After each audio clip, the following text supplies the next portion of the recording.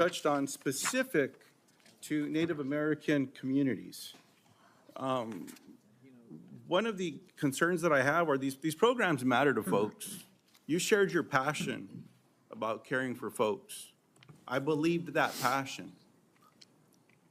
My question in this area is, as you know, when folks are doing research and they're going to check to see if medicine works on someone, if they're not included in that trial, it often doesn't help them. That's what all the evidence shows. So what are you going to do when programs are eliminated to require the inclusion of Native Americans in clinical trials when it comes to life-saving medicine? I'm going to do everything I can to make sure that there's Native Americans in clinical trials. As I said to you when I visited your office, I spent 20% of my career working on Native issues. My family's been deeply involved with them. My father and uncle were big critics of the Indian Health Service, a failure to deliver good health results or health care on the reservations. I'm going to bring a Native in for the first time in history into my central office, that all the major decisions in my office will be that he will have it. We've already interviewed a candidate, a very, very good candidate, will have direct impact on all the major offices. One of my priorities is to improve. I appreciate that. I have a follow-up in that space specifically. Will you commit to finalizing the congressionally mandated FDA guidance to increase clinical trial diversity? Just repeat that again. I'm sorry, Will Senator. you commit to finalizing the congressionally mandated FDA guidance to increasing clinical trial diversity? Yes. I appreciate that. Will you commit to reinstating all of the pages that were eliminated and people that were fired from this administration that have this responsibility? I cannot commit to that because I don't know who they are. Well, there's I'll some commit folks to out there doing the working work. with you to make sure those positions are adequately staffed. I will follow up in writing in those specific areas because I think there's some commonality here, but answers matter. And so I'd like to get those as timely as possible. The last thing, Mr. Chairman, that I'll say is one of the conversations I had last before this hearing was with a family that I've been working with to work with my Republican colleagues when it comes to autism and federal programs and making a difference in these families' lives and this little girl's life. What I'm asking now, Mr. Chairman, is unanimous consent to enter into the record an article from Autism Speaks titled, quote, "Do Vaccines Cause Autism?" End quote. And I'll note that the first sentence states, quote, "Vaccines do not cause autism," end quote. Thank you. I yield back. Without objection. But have you considered? And before we move on, we've had a request from several quarters for a quick restroom break. We will take a 5-minute recess. A lot of people that have autism happen to have 5 or 6 gotten senators vaccines. who must wait a few minutes, but we will have a quick break. We will be back as soon It as. just so happens that people that have autism have gotten vaccines, many of them. So how can you say that? How can you say that so confidently? It's just not a possible claim to make. Makes zero sense.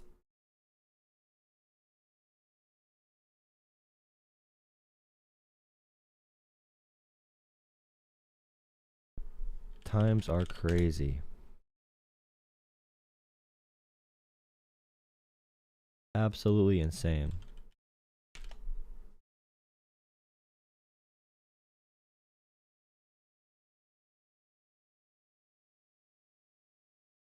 That's what I'm saying. He's giving more direct answers than the other nominees did. Not that it's like a huge improvement or anything.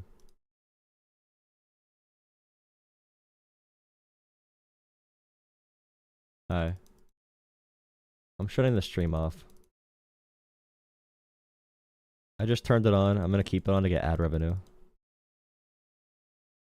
from random people.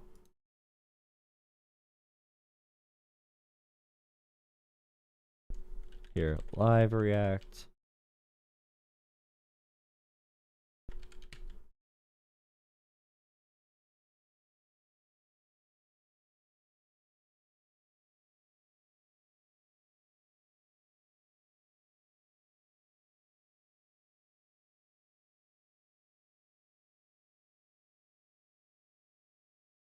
Yes, I hate healthcare. True.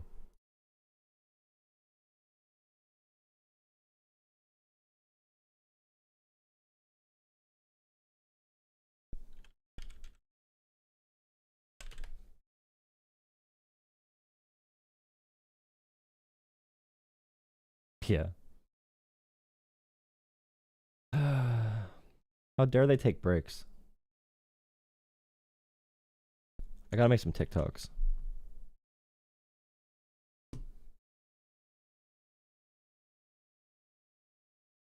So RFK has given more direct answers. Still will not answer any direct questions, but you can tell that RFK is a liar completely. He does not believe anything he says. Like all the anti-vax stuff was literally just used to get a bunch of conspiracy theories on his side. He has legal businesses where he makes money from vaccines. He has merchandise. He makes money from vaccines. He has consulting groups. He makes money from anti-vaccine rhetoric. So everything he does is for profit. Which makes sense.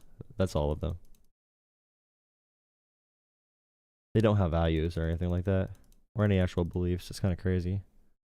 But you know.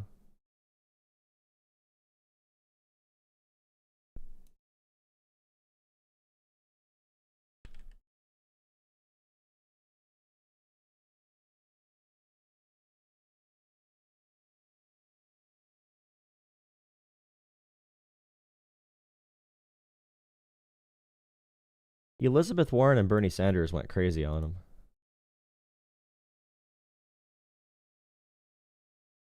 And Mike Pence is anti Mike Pence is anti RFK too. But that's only for abortion. RFK is not pro choice enough. Or he's not pro life enough.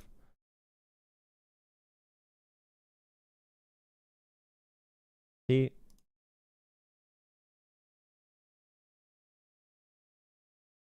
that's annoying. My stream keeps on putting on regular, or it keeps on putting subscriber only mode when I don't turn it on. Just annoying. I did not call.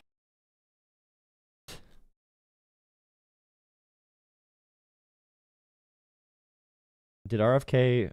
Okay, so like a big trend with RFK too. There's a bunch of guys saying stuff like this. Confirm Bobby Kennedy or face well-funded primary challenges. So Elon Musk says things like this. Nicole Shanahan, who got all of her money from a divorce, and she was RFK's running mate, she said this as well. They're going to fund people that run against or vote against RFK. Sorry. If you vote against RFK, they're going to fund primary challengers. So big money is corrupting the system so directly. Imagine if you actually had someone announce, like, if you don't vote for Biden, we are going to run against your primary candidate. Or we're going to run a primary candidate against you. It's so open and blatant and naked corruption. Insane.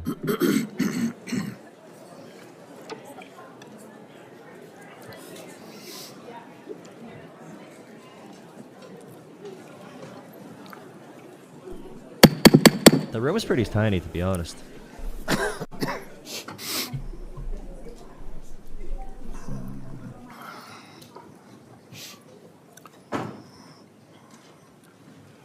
This committee will continue and come out of recess and go back into session. Before we go to you, Senator Marshall, I'd like to just tell everybody the remaining list. Senator Marshall, Senator Warnock, Senator Smith, Senator Young, and Senator Welch. And then I did indicate earlier that I would give another 5 minutes to Senator Wyden. I understand he has distributed that 5 minutes to a few of the other senators.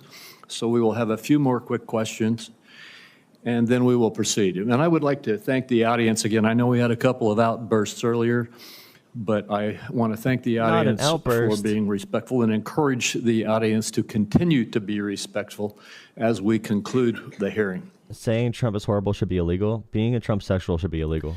With that, Senator Marshall. Like you. Thank you, Chairman. You're pathetic. Obesity, You're pathetic. diabetes, heart disease. Obesity, diabetes, heart disease account for probably 80% of health challenges in America. You know how many times I heard my friends across the aisle mention any three of those? I don't know if we've lost the forest for the trees here. Vaccine is a critical issue. I understand that. I don't see how Mr. Kennedy's position could be Democrats any more want to clear regulate food, by the way. that he's going to Republicans don't. support the vaccines. He's going to support the science and empowerment to parents and their doctors to make these choices. 60% of Americans have a chronic disease, that there's an epidemic of chronic diseases across the country. And this Make America Healthy Again movement is palpable to me. It started on the campaign trail in 2020 when moms I'd never met, that never involved in the political process, came up to me and said, look, I want to make these choices about my children with my doctor, not the federal government. That it's a How does that very affect real chronic thing. disease, bro? Moms, dads, grandparents across the country grab me and say, look, why do 20% of our children now, why are they on a prescription drug? So, Mr. Kennedy, what is your prescription to help make America healthy again? What's your vision? What does that look like to you? Thank you, Senator Marshall. We're having epidemics of all these chronic illnesses, autoimmune diseases, neurological diseases, allergic diseases, obesity. When my uncle was president, 3% of Americans were obese. Today, 74% of Americans are obese or overweight. No other country has anything like this. In Japan, the obesity rate is still 3%. And epidemics are not caused by genes. Genes may Japan uses seed oils, by the provide way. the vulnerability, but you need an environmental toxin. Something is poisoning the American people. And we know that the primary culprits are changing food supply, the switch to highly chemical intensive processed foods. It's about overconsumption, by the way. It's not highly chemical intensive foods. In our country, That makes no in our sense. foods. The Europeans have only The 400. ingredients. If you buy you wanna do McDonald's mass French government fries regulation. in our country, there's 11 ingredients, my understanding. In Europe, there's only 3. If you buy Fruit Loops in our country, they're loaded with food dyes, with yellow dye, red dye, blue dye, and many other ingredients. The same company makes the same product with different ingredients for Canada and Europe. And No one at wants red age- 40 we don't in have drinks. good science on all these Democrats try to things. regulate these things. Republicans say no. And that It's is big deliberate. government. That's a deliberate You need choice. big government to take care of it. Not to study the things that are truly making Corporations us sick, want it 'cause are it's cheap. not only contributing to chronic disease, to mortalities from infectious disease.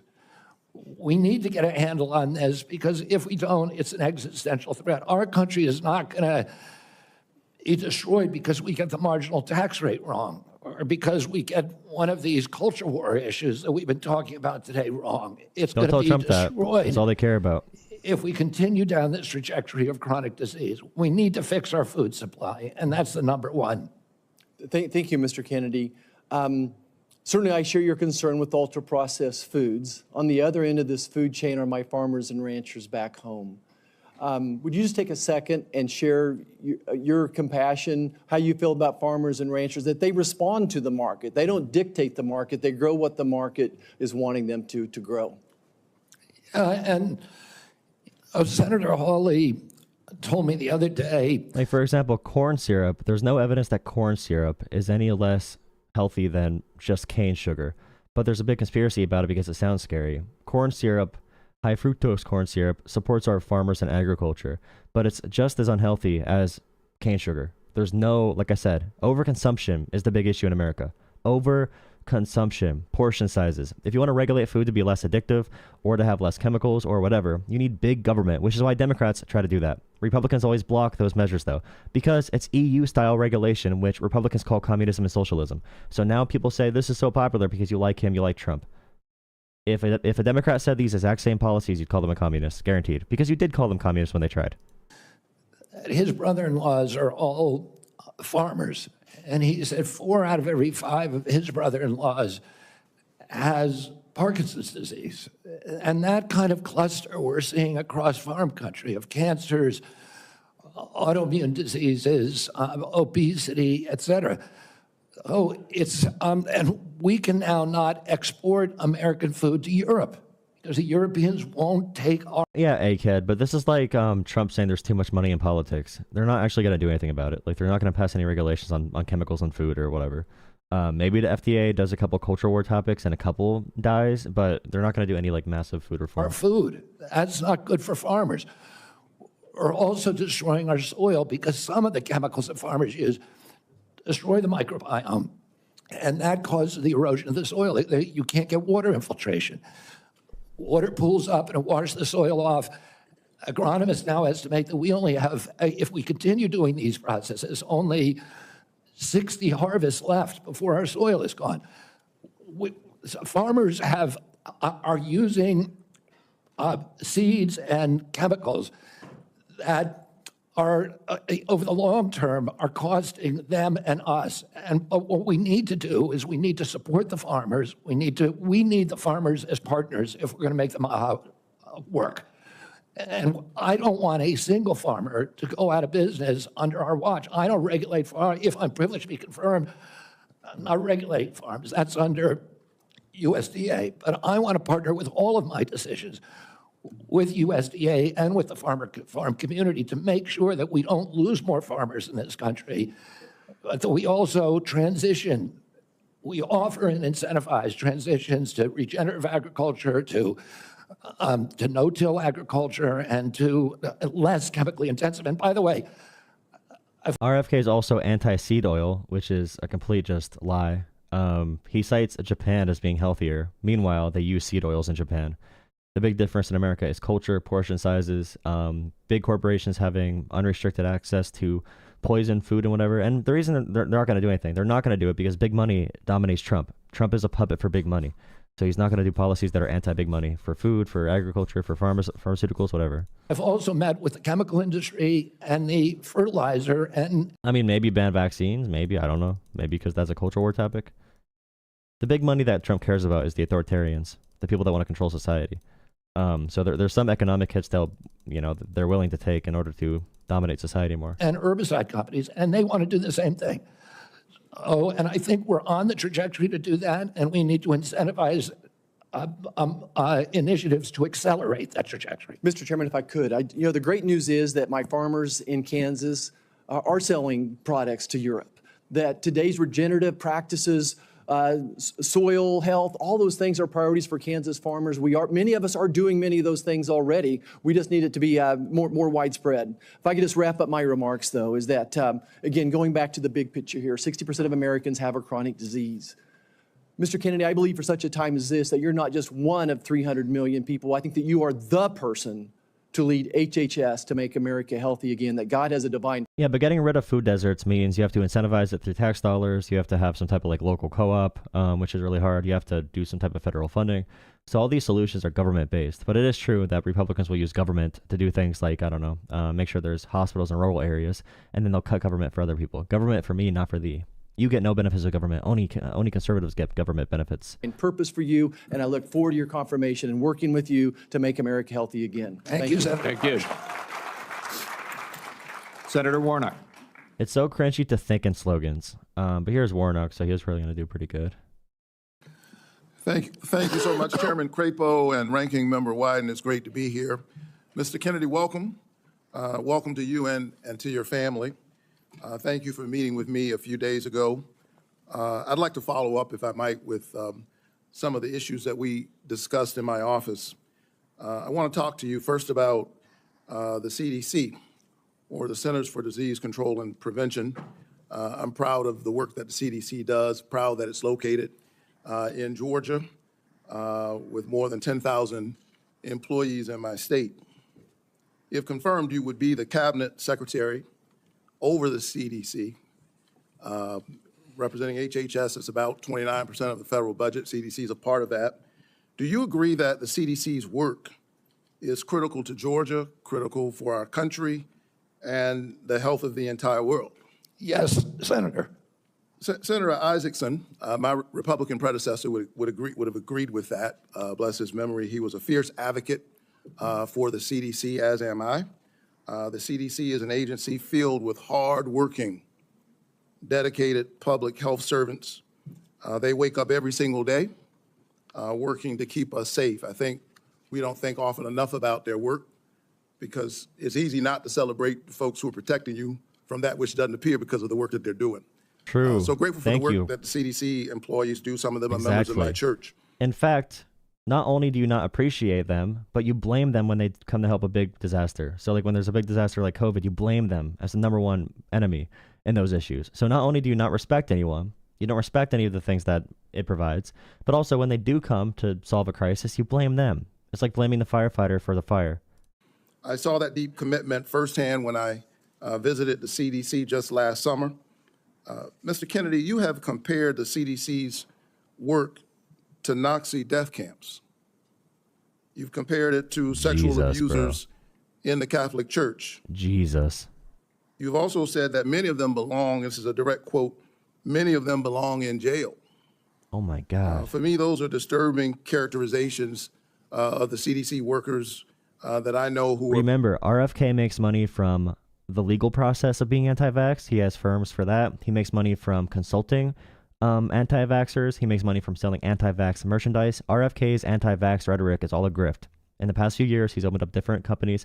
He makes money off doing this. That's why RFK is anti-vax. That's why RFK changed his position on Trump, because RFK wants positions in the government. He's a self-serving, dumb politician just like all of them. But he sounds good on podcasts, so they like him. All you got to do is use podcast bro speak, and they will love your corruption. Trying to keep the American public safe. It's so easy to follow, too. It's so easy to follow the corruption. As you are presented as the nominee for this position, I need to know, do you stand by those statements that you made in the past, or do you retract those previous statements? Senator, I don't believe that I ever compared the CDC to Nazi death camps. I support the CDC. My job is not to dismantle or harm the CDC. My job is to empower the scientists if I'm privileged to be confirmed. So you retract those statements? I'm not retracting it. I never said it. Well, actually, I have a transcript Of me saying that it's a Nazi death camp? Let me read your words. It says that the institution, CDC, and the vaccine program, is your description of their work, is more important than the children that it's supposed to protect. And you know, it's the same reason we had a pedophile scandal in the Catholic Church. It's because people were able to convince themselves that the institution of the church was more important than these little boys and girls who were being raped. That's pretty provocative language. You said in another statement to me. And also, here's the speech where RFK did it.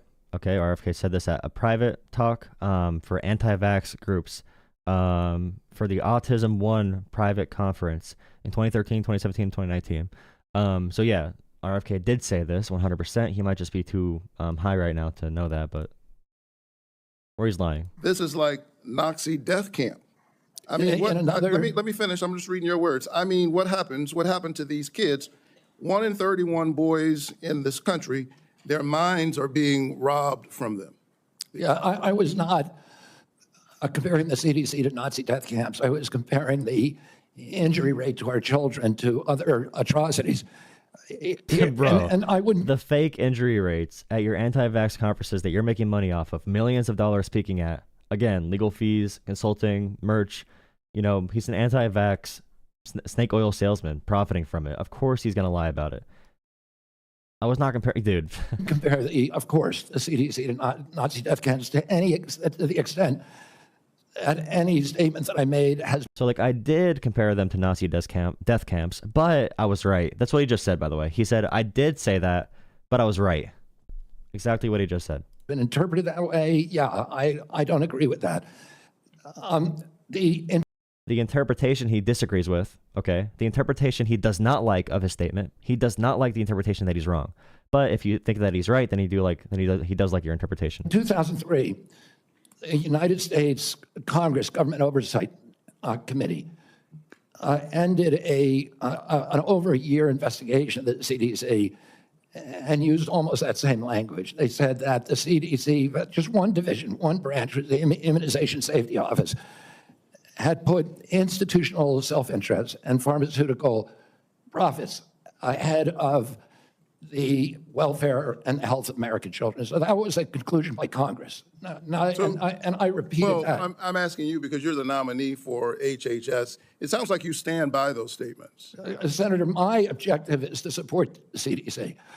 There's nothing I'm going to do that is going to harm CDC. I want to make sure that our science is gold standard science, So- and it's free from that same government oversight investigation committee on the panels, the ACIP panel. And You can't say you want gold standard science and then ignore every peer-reviewed study. By gold standard, that's propaganda for you want my kind of science. He doesn't have any point to say that. You would explain what you actually mean.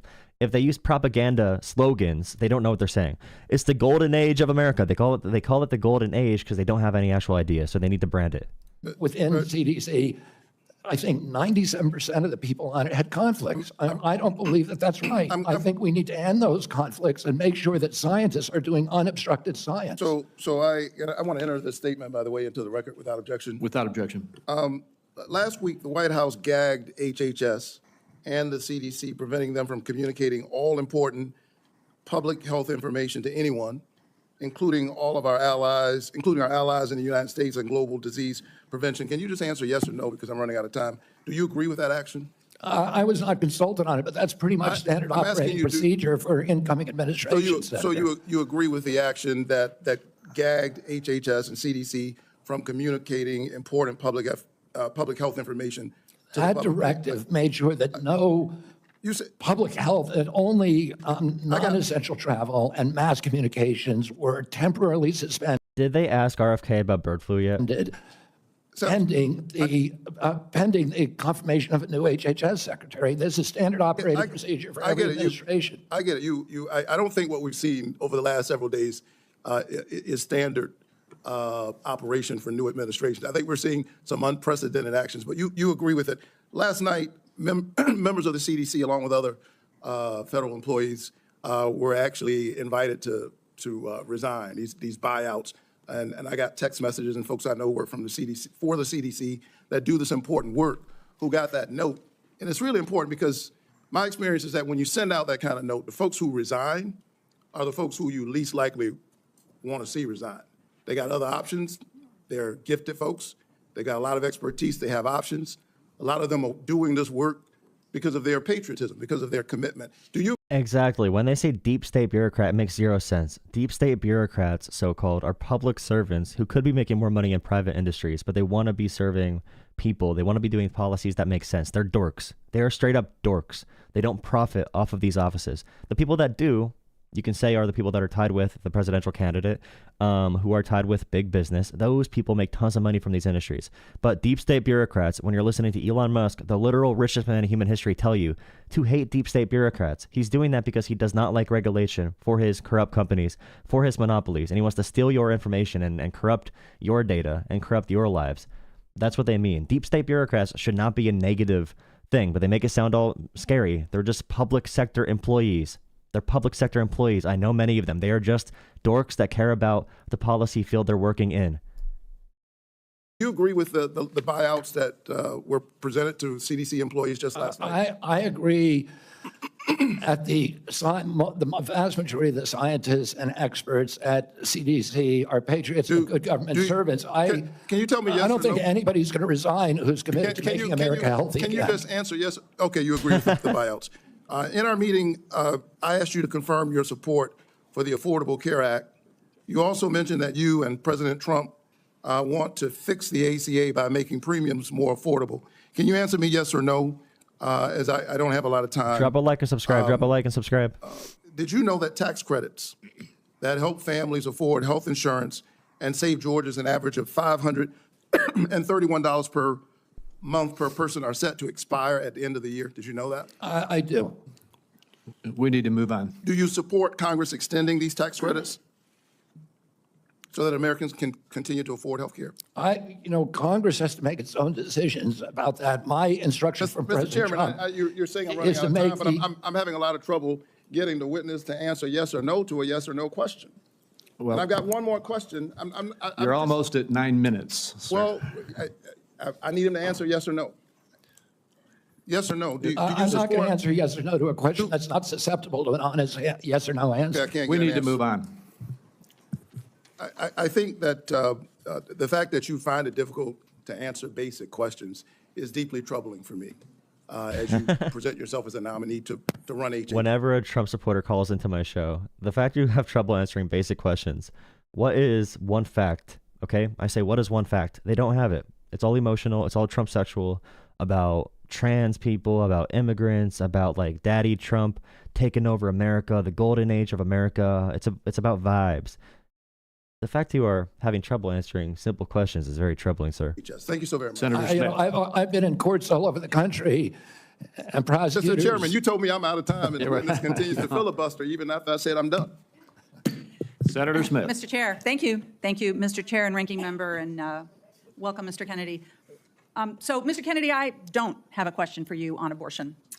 I think that my colleagues on both sides of the aisle have covered this, but I want to say I can respect people who have different views than mine on this issue, but it's hard for me to respect people who won't give a straight answer to what they think on this issue in particular. Mr. Chair, I just want to note that I understand that anti-choice advocates have said that in these hearings they were looking to hear Mr. Kennedy provide some reassurance that he is on their side, and I'm not hearing that. And I think most Americans are looking for some hint that the decisions that people make about abortion should be personal and private, and they should be free to make those decisions without government interference, and I'm not hearing that either. To make it worse, the answers that you have given tell me that the Trump administration is more than willing to restrict or even ban medication abortion without a single act of Congress, and even in states where abortion is legal. And what is clear to me is that you and President Trump are dangerous to women's access to mifepristone. So having said that, I want to move to a different topic. Mr. Kennedy, I appreciate Senator Cornyn's questions about mental and behavioral health, something that I care a lot about. I know that you and your family have had personal experience with mental health challenges, as have I. And I agree that the mental health crisis in this country is a crisis. So let me ask you, in an interview in 2023 and again in 2024, you blamed school shootings on antidepressants. You said, and this is a quote, "There is no time in American history or human history that kids were going to shoot schools and shooting their classmates. It really started happening coterminous with the introduction of these drugs, with Prozac and with other drugs." So do you believe, as you've said, that antidepressants cause school shootings? This is should be a simple question. I don't think anybody can answer that question, and I didn't answer that question. I said it should So your be answer studied. is... I said it should be studied. You make a very strong claim, okay? This is happening, so it should be studied. So when you get confronted, you just say, well, I said it should be studied. I said it should be studied. I did not say a definitive claim. So you could run away from every opinion you ever had. You could run away from everything you've ever said. Like, no, I didn't mean that, dude. I did not mean that. Along with other potential culprits, like So they may cause... social media. But I don't know. I would never make, because there's no science on that, Well, Senator. there is, Senator. I mean, excuse me, there is, Mr. Kennedy. Thank you for the promotion. The science shows that there is no link between school shootings and antidepressants. And in fact, most school shooters were not even treated with antidepressants. And of those that were, there was no evidence of association. You know, I don't think you my can question say is, that, Senator, because of HIPAA rules, nobody knows. well, that is, Mr. Kennedy, do you think that people who take antidepressants are dangerous? I think, listen, I'm not going into HHS if I'm privileged to be confirmed with any. So you can't say that people to who... impose any preconceived. Do you think Tylenol helps headaches? Well, I'm not going to go into the health agencies with any preconceived notions of how anything works. I don't think that Tylenol is going to actually, I can't comment on that. I did say Tylenol caused the Holocaust and Tylenol causes mass shootings, but I cannot answer your question right now about this one topic because Tylenol is very not studied. It was not studied enough for my liking, so I'm going to go in unbiased.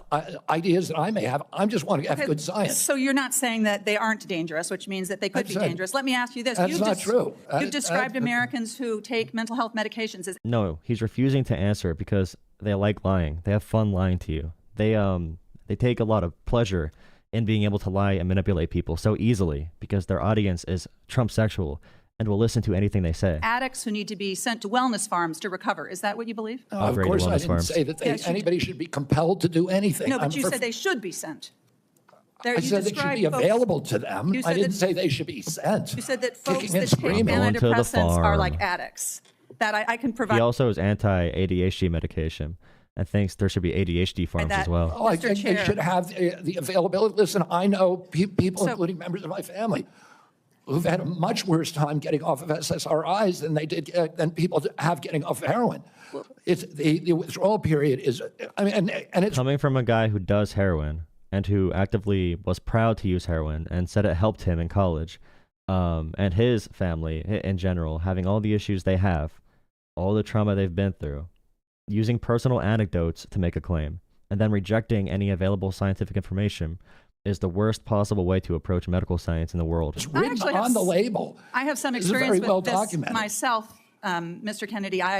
This is personal for me. When I was a young woman and I was struggling with depression, thankfully, I had the resources to help me get through it, including a new generation of SSRI uptake inhibitors, which helped to clear my mind, get me back on track to being a mom and a wife and a productive, happy person. And I'm really grateful for that therapy. So I have some experience with this, and I think that everyone should have access to that care. And your job as secretary is to expand access to care, not to spread lies and misinformation. And the things that you say, Mr. Kennedy, they live on. They have impact. And we're having this conversation at the same moment that my Republican colleagues are looking to try to figure out how to save money any way they can. And so they want to cut Medicaid. Let's just think about this for a minute, because you're going to be, should you be confirmed, you would be responsible for CMS, which provides mental and behavioral health care to millions of Americans. Close to 40% of folks on Medicaid have a behavioral health condition. And you would be part of this administration that would be looking to cut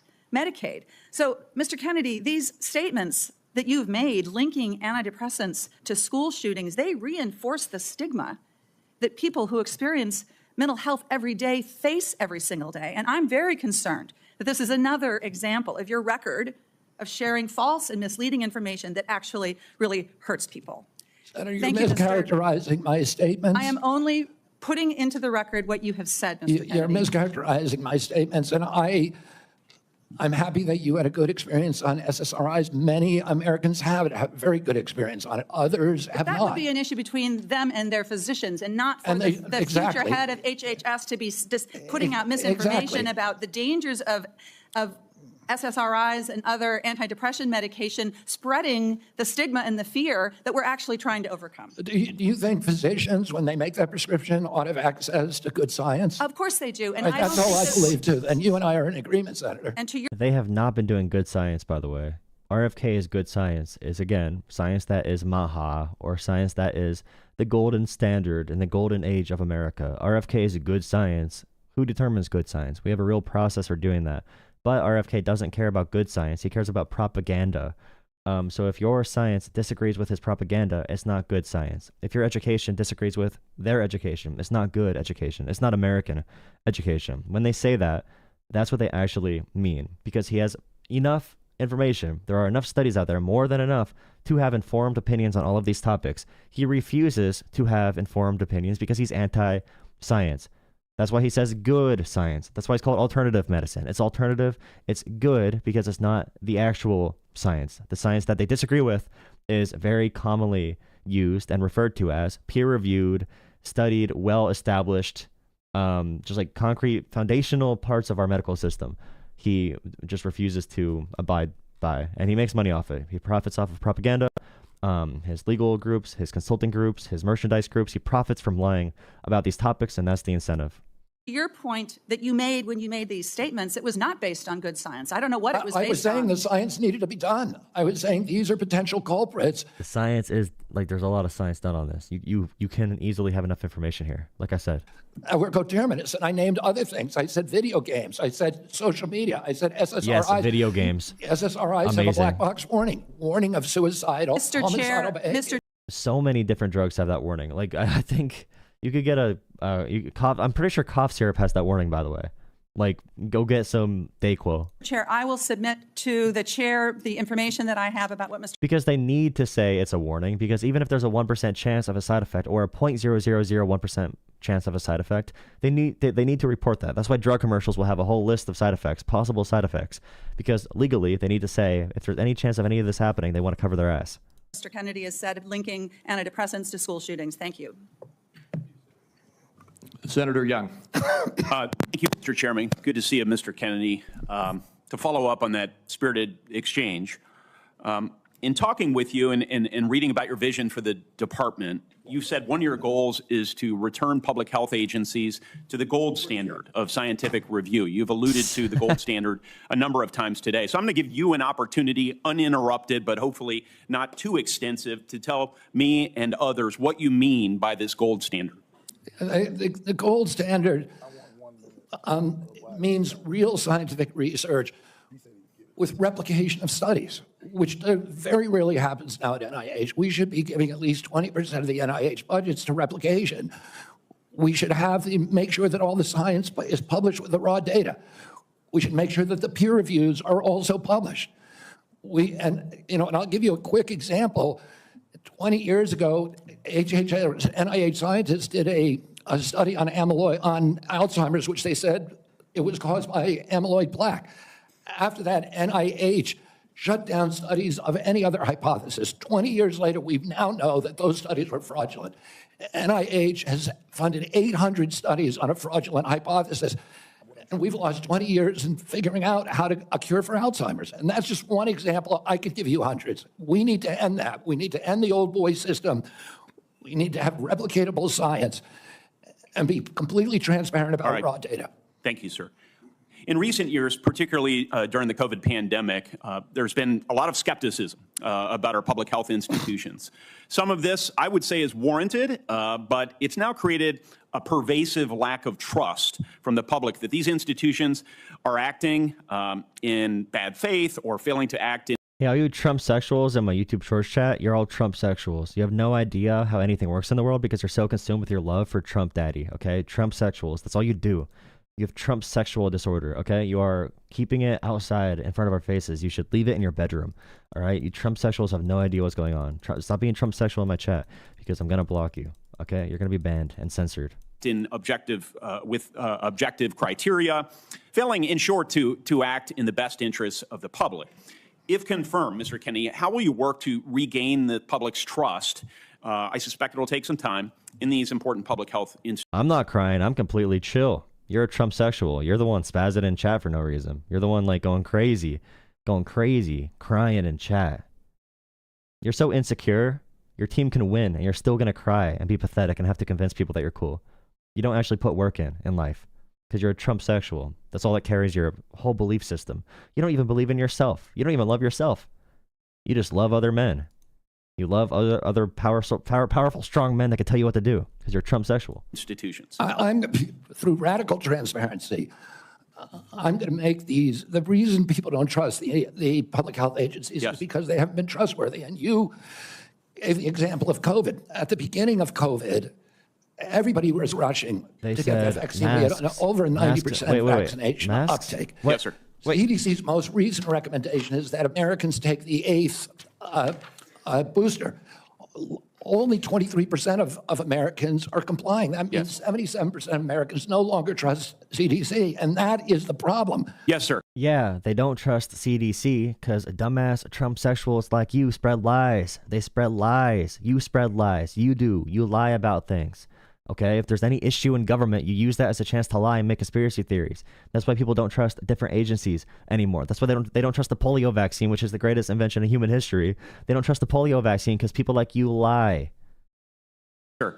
In the absence of full information, might it, I think agree with you, but I want your response. Might it make sense to share that absence of full information with the American people, that uncertainty? I think one of the things by observation and experience that I saw during the pandemic was we had certain prominent doctors appear on television and indicate, no, you absolutely must not wear a mask. 2 weeks later, it's yes, you must wear a mask.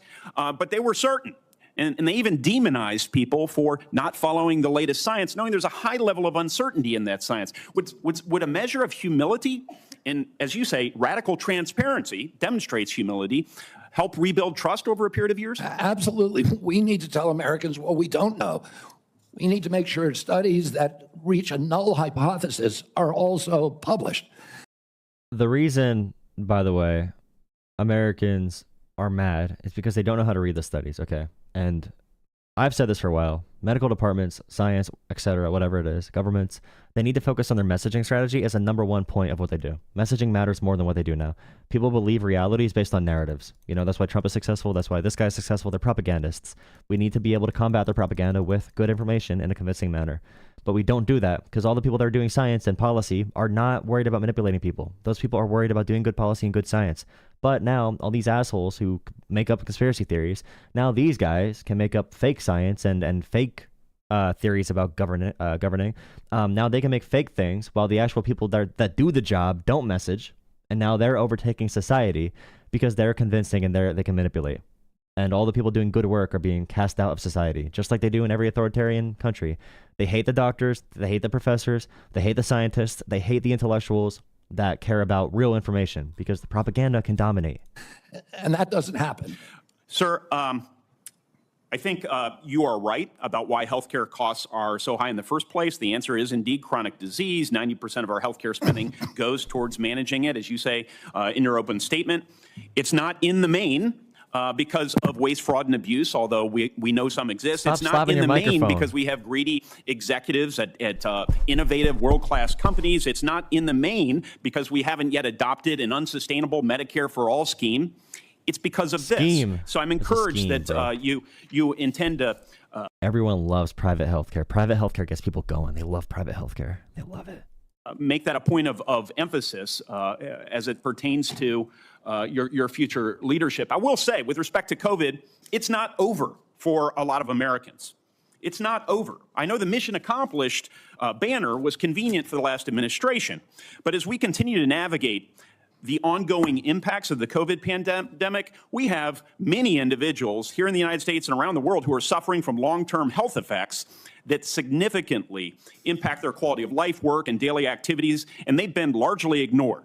Funding for long COVID research was appropriated by Congress in December of 2020, followed by additional funding directed by the Biden administration in February 2024.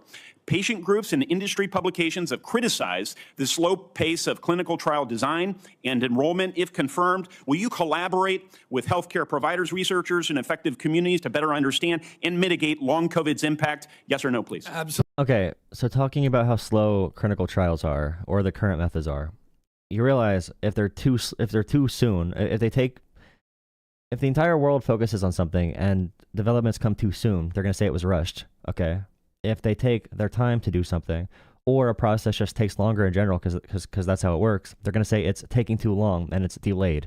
There is no thing you can do to make these people happy. They will lie about literally every topic. They will just lie. That's why Democrats need a opposing narrative. They will just create a new reality. Like right now, grocery prices don't matter anymore. Egg prices don't matter anymore. They pick and choose what to be mad about. Absolutely, Senator. There's 16 million Americans. Will you commit to prioritizing long COVID research and integrate this work into broader healthcare policies? Yes or no, please? Yes. Patient groups, experts, and industry publications have raised concerns around existing long COVID funding being spent on observational research. In particular, criticism was directed towards recover funding being used to duplicate existing findings instead of funding trials for potential treatments or diagnostics. If RFK just said he was in favor of more duplicative studies that duplicate other studies to confirm results. Like he literally just said he's in favor of didn't he just say that? Because duplicating studies, is it wasting money to duplicate studies, or is it not good? You see what I mean? They'll play both sides of literally everything. Confirm, Mr. Kennedy, will you work with Congress so that going forward, long COVID funding will be directed primarily towards trial or novel research directions and not replicating existing observational research? Yes or no? Absolutely, Senator, with enthusiasm. Thank you so much. If confirmed, how will you create a balance between your personal priorities of chronic disease and healthy lifestyle and the ongoing critical work of the department in areas Man, what are doctors supposed to do for chronic disease and healthy lifestyle? That are focused on incentivizing and advancing innovation in modern medicine and pharmaceutical discovery? I think innovation is going to be the key to public health. And we have a unique opportunity now in history because of AI, because of telemedicine, and because of the quality of people that are now coming to HHS to actually save public health. But it's all going to rely on innovation, and I don't want to do anything that inhibits or impairs the pace of innovation. That's encouraging. From approving AI algorithms to determining Medicare coverage, we certainly need more innovation, and we need good people in the department to assist with that effort. So I'll follow up with a question about how you're going to attract and retain good people. Thank you, Chairman. Sorry to shut you down a little faster than I did the others, Senator. We are up against a vote deadline here, and We have one more senator who gets his full time. I hope you'll keep it as close to 5 minutes as you can, Senator Welch. And then I've promised Senator Wyden, 5 more minutes? To be divided 1 minute with my colleagues getting 1 minute. And then if we can do that, we can get over to vote before they call the vote on the floor. Make sure you drop a like and subscribe. Drop a like, subscribe. I'm not sure how long I'm going to stream this, but thank you for joining me. Drop a like, subscribe. I'll drop the Discord link in chat as well. Join our Discord. Channel memberships are $3 a month. If you like what I'm saying, I debate Trump supporters every single night at 10 p.m. 10 p.m. Eastern time. If you want to call in, if you want to debate me, 10 p.m. Eastern time, come here tonight. You can call the phone number up there.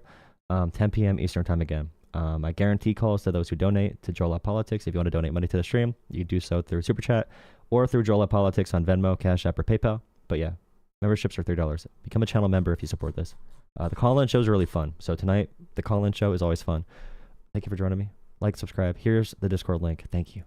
Thank you very much. Thank you, Mr. Kennedy. And as you know, I'm a big, have great reverence for your family from Massachusetts. When I got out of college, I was in the first class of Robert Kennedy Fellows, the memorial created by your family to honor the service of your father. I did community organizing RFK is anti-establishment.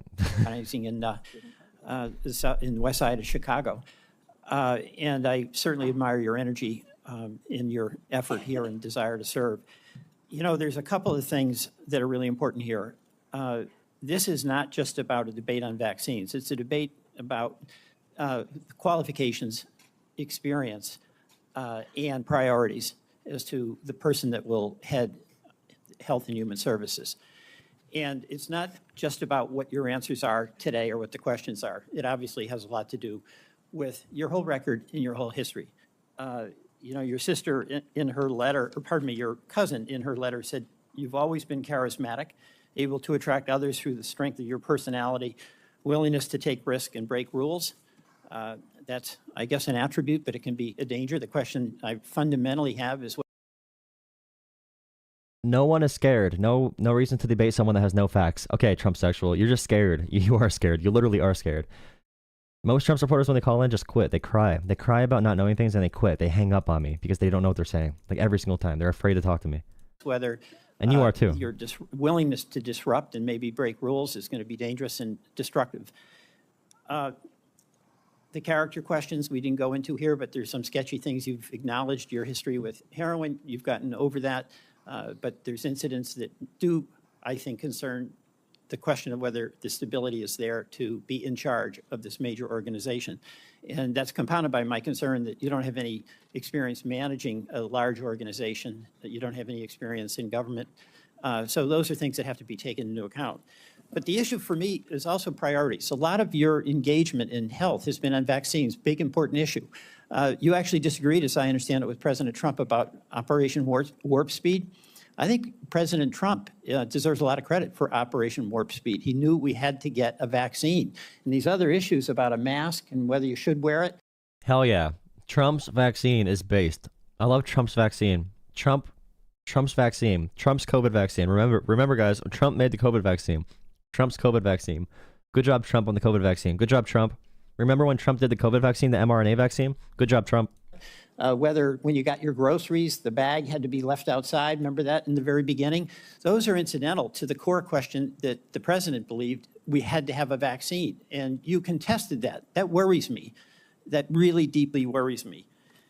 The other questions, Senator Cassidy asked you some questions about our healthcare system. I happen to believe that our healthcare system is profoundly broken. And it's not just about the chronic illnesses. That's about our diet. That's about our exercise.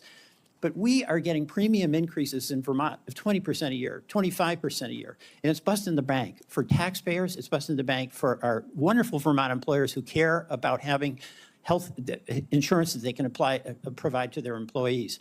Senator Cassidy asked you a couple of questions about how you would reform Medicaid. And I didn't hear an answer. You mentioned that you thought Medicare Advantage was good. You have a good plan. No focus on what an incredible ripoff was reported in the Wall Street Journal by United Healthcare, which was marketing Medicare Advantage and then paying doctors and nurses where they had assignments essentially to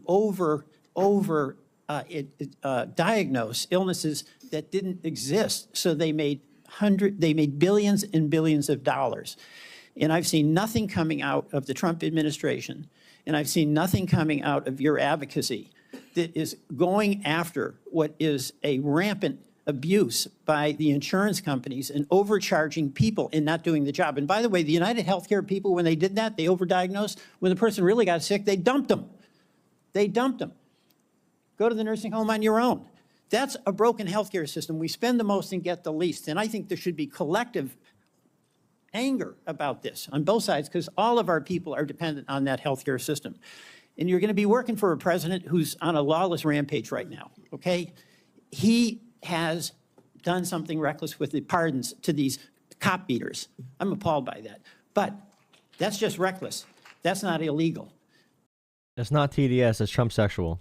He's impounded money. So right now, the Medicaid website went down. He's impounded money. So the community health centers that Senator Warner was talking about are up in the air as to what they can do. Do you believe that a president can impound money that has been appropriated by Congress? Senator, let me answer the question about Medicare first. I have never defended that program or the rapacious behavior by insurance companies or the PBMs. I understand that's a huge problem. And all right, I don't have time. We've got to No, you're Trump sexual. You are Trump sexual. get over to vote. So we can do this. but you've asked me 5 questions. You got to give me a chance to answer one of them. Please be brief. Yeah, I brought in, if I get confirmed, I've already appointed a general counsel. The first time in history, he's a former prosecutor who prosecuted the biggest Medicare fraud in the case in the state of West Virginia. I brought in a prosecutor for that job instead of a bureaucrat, precisely to address the important issues that you raised here. The only reason I didn't talk about these before is because I wasn't asked about them. What about- I agree with you 100%. What about impounding, a president impounding money that, among other things, goes to health care? And you're saying that that's illegal? That's correct. Well, my job is to uphold the Constitution. I'm going to take an oath to uphold the Constitution, and I will administer the law and uphold the Constitution. Thank you. Mr. Chairman, I believe under remain A little time. anti-vaccine statements with his handful of pro-vaccine statements. Instead, he gave us a word salad and ducked the issue.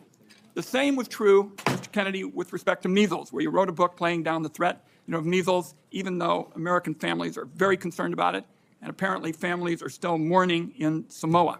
And my last point would be that Mr. Kennedy said today really wasn't about him. And I just want to tell him it is all about you, because I find your presentation to be both untrustworthy and unprepared, because my colleagues have been seeing back and forth between Medicare and Medicaid, and it's not. RFK is a literal fraudster. Remember, he made money off of anti-vaccine comments. Okay, he had an anti-vaccine legal contract with a law firm where he made money off of any suit they did on anti-vax rhetoric, anti-vax speaking fees, millions of dollars speaking at anti-vax conferences, lying about autism. He got millions of dollars from consulting fees for anti-vaxxers, from merchandise agreements with anti-vax merch.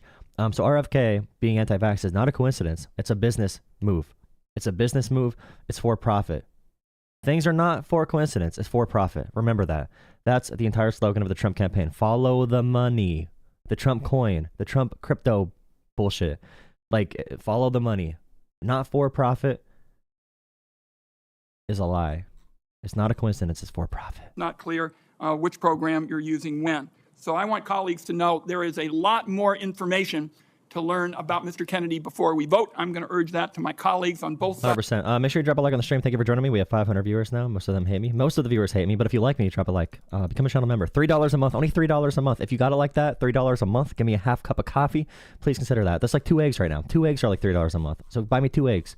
Become a channel member, get your name green in chat, all that kind of stuff. Join us tonight for a call-in show. If you want to call into the show tonight, under my videos, there is a form you can fill out to call in, and you can also text the phone number with an argument. The phone number on screen, if you want to text that number with your name, your first name, your phone number, and your argument that you want to bring to the stream tonight, 10 p.m. Eastern time. Drop a like, subscribe. I'll see you there tonight. See you there tonight. Sides of the aisle to not make decisions on the basis of this session. And I thank you for the additional time. And I guess my next minute is Senator Whitehouse, Senator Warren, and Senator Smith. And again, 1 minute each, please. Senator Warnock, There's been a excuse lot me. of conversation about late-term abortions here, and I just want to make clear what Rhode Island OBGYN doctors describe as what is almost always happening when a late-term abortion is needed. It is a childbirth gone wrong. The family has painted the room, it has bought the crib, maybe even decided on the baby's name, and has gone to the hospital to welcome the new baby into their family in what is supposed to be a happy event. And then things went wrong. Then the alarms started pinging. The lights started flashing. The medical professionals started rushing in. And the question became, who lives and who dies? The mom's life is often at risk, and she may have other children she needs to care for. The baby's life may be at risk, and one or both may die. In that environment, the doctors and the family own that decision. Government has no place in that room at that point. And I think we need to understand when this late-term abortion gets bandied about, what you're dealing with is a tragedy that is happening to a family who wanted that child and have suddenly been confronted with a moment in which they have to make what is probably going to be the worst decision of their lives. Okay, so another example of Trump incompetence and Trump, yeah. A 30-year-old, his mother and his grandmother were speaking Spanish while shopping at a department store in Milwaukee. They're U.S. citizens from Puerto Rico, but were taken by ICE because they care about quotas. They hate people. They hate people. They don't care about making America more safe. They're not going after criminals. They're going after numbers. They do it like ESPN stats. They think it's cool to get quotas on the board. They're doing quotas, so that means they're going to try to deport whoever they can. Not violent criminals. They want to get people out of this country in general. They're having fun doing it, in fact. They love the suffering. They love it. They love it. If they wanted to focus on violent crime, they would not talk about it in the way they do. But they want to demonize every person who, again, as Trump said, looks like an immigrant or looks like a criminal. And do you know what that means? To try to shove the state legislature into that room is really offensive, really morally wrong. And I just want to make very clear what Rhode Island OBGYNs tell me is the situation when these procedures have to be deployed. Senator Warren. Thank you, Mr. Chairman. So, Mr. Kennedy, I wanted to ask about your role in the 2019 measles outbreak in Samoa. In July 2018, 2 children died immediately after receiving a measles vaccine that nurses had mistakenly mixed with a muscle relaxant. The nurses get charged with manslaughter, but vaccination rates go down. I asked you about this in my office. Remember, it's not the vaccine's fault. It was the muscle relaxer's fault. It was the human error, not the vaccine. You told me flatly that your visit to Samoa had nothing to do with vaccinations. We now know that's not true. I have the documentation. You met with the Prime Minister. You talked about vaccinations. You met with an anti-vaccine influencer who described the meeting as, quote, profoundly monumental for this movement. So what happened? RFK has made millions of dollars off of being anti-vax. I hope she brings that up. She brought it up earlier. Vaccinations go down, there's a measles outbreak, and children start dying. But you double down. You didn't give up. Just 4 days after the Prime Minister declared a state of emergency, 16 people already dead, you sent a letter to him promoting the idea that the children had died not from measles, but from, quote, defective vaccine. You launched the idea that a measles vaccine caused these deaths. You are a very influential man. In fact, you are called the leader of the Disinformation Dozen. UNICEF and WHO, the World Health Organization, investigated this. They say the claims are false. It is not biologically possible what you claimed.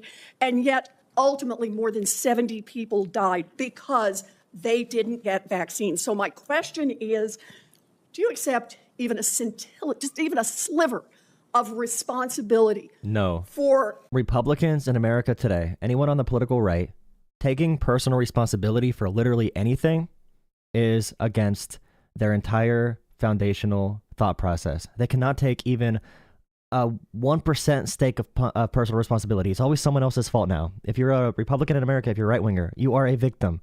You're a victim. You have victimhood. He's not going to accept literally any responsibility. I bet he's going to say that he did not even say that. The drop in vaccinations and the subsequent deaths of more than 70 people. Anything you do differently?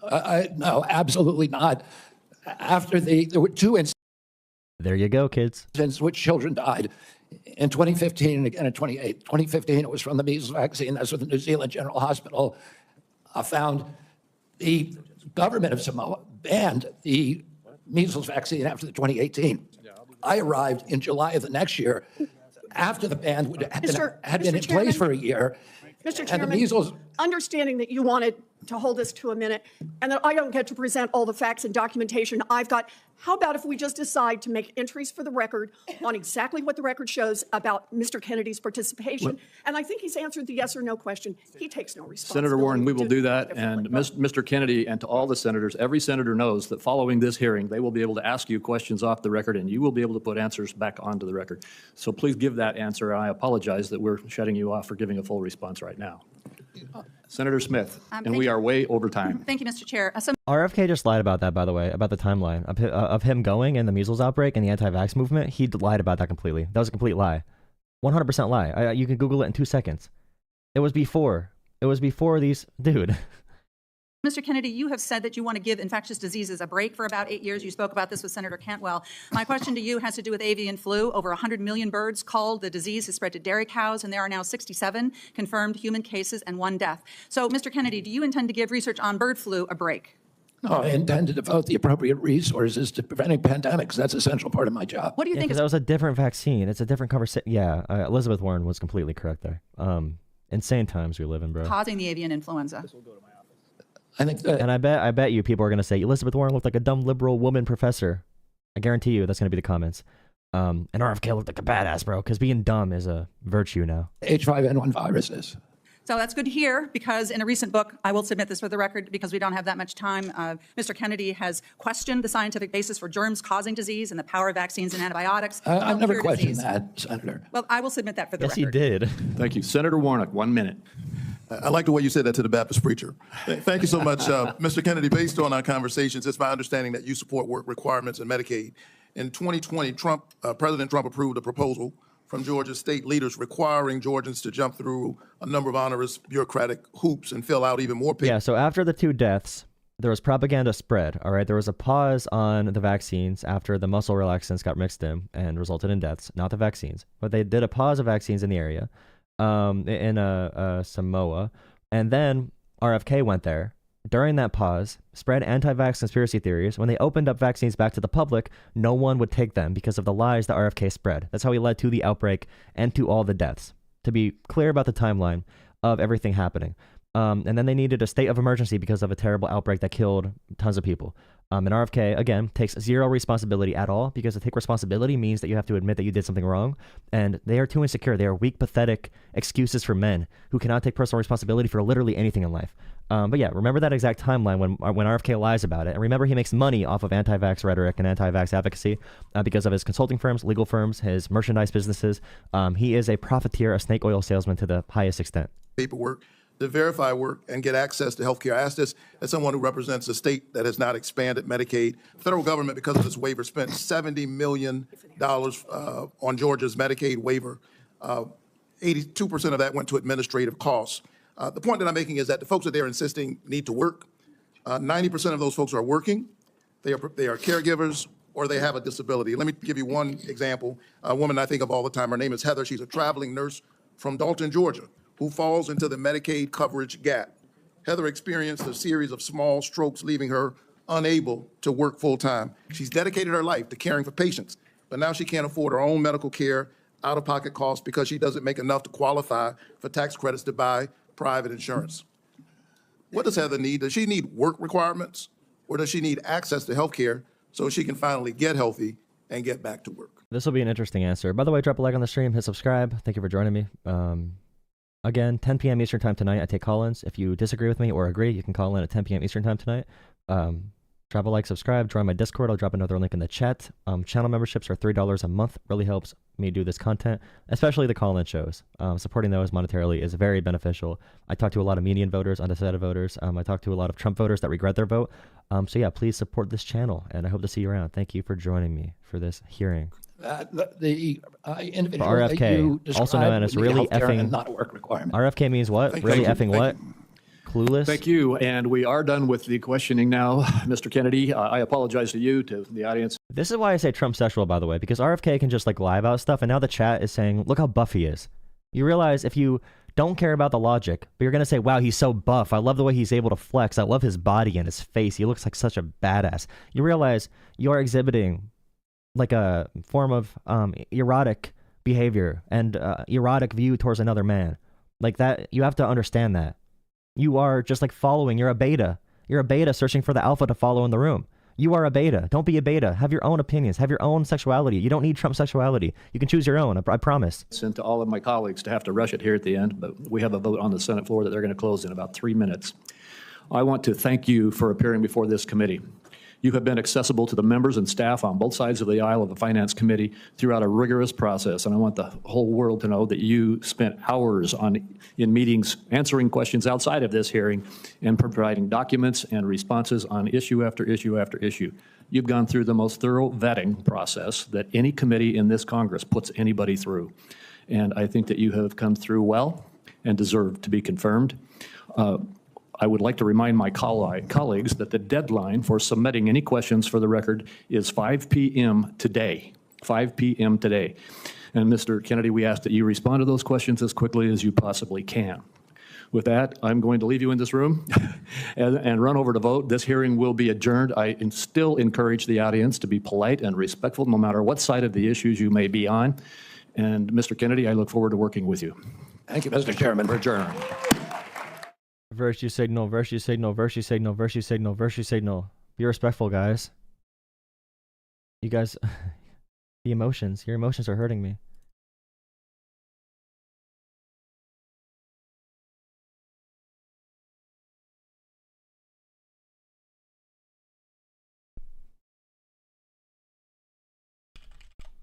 All right, I'm probably done. I don't want to stream anymore. No, don't do early stream. No, don't be happy. Don't be happy. Don't be happy. The hearing's over. The hearing's over. The hearing is over. Don't be happy. I'm leaving. I should have posted that earlier while watching this. I mean, you can watch the replay, but the stream... I'm sorry. I'm sorry. The stream is over. I'll take callers later. I'll try to stream earlier tonight, though. I'll try to stream at like 9 p.m. or something. 9 or 10 p.m. Eastern time. Holy shit, you can't handle streaming anymore. I have things to do, and I'm not getting paid. Thank you. I'm sorry, Ian. I'm sorry. I'll see you tonight. I apologize. I was wrong to do that. I'm sorry. I'll make sure I put updates in the Discord, though. I feel so bad. I really just betrayed everyone. Yeah, see you guys later.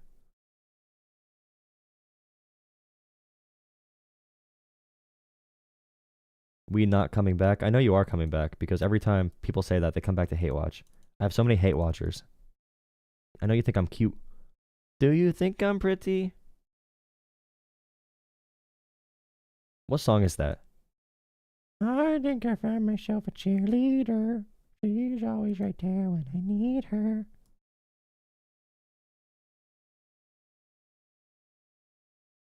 Yeah, go back and watch it, though. I'll keep these videos live. I only got the second half of the confirmation hearing, but the second half was still, you know, enough for content. I could probably put a video up about it, honestly.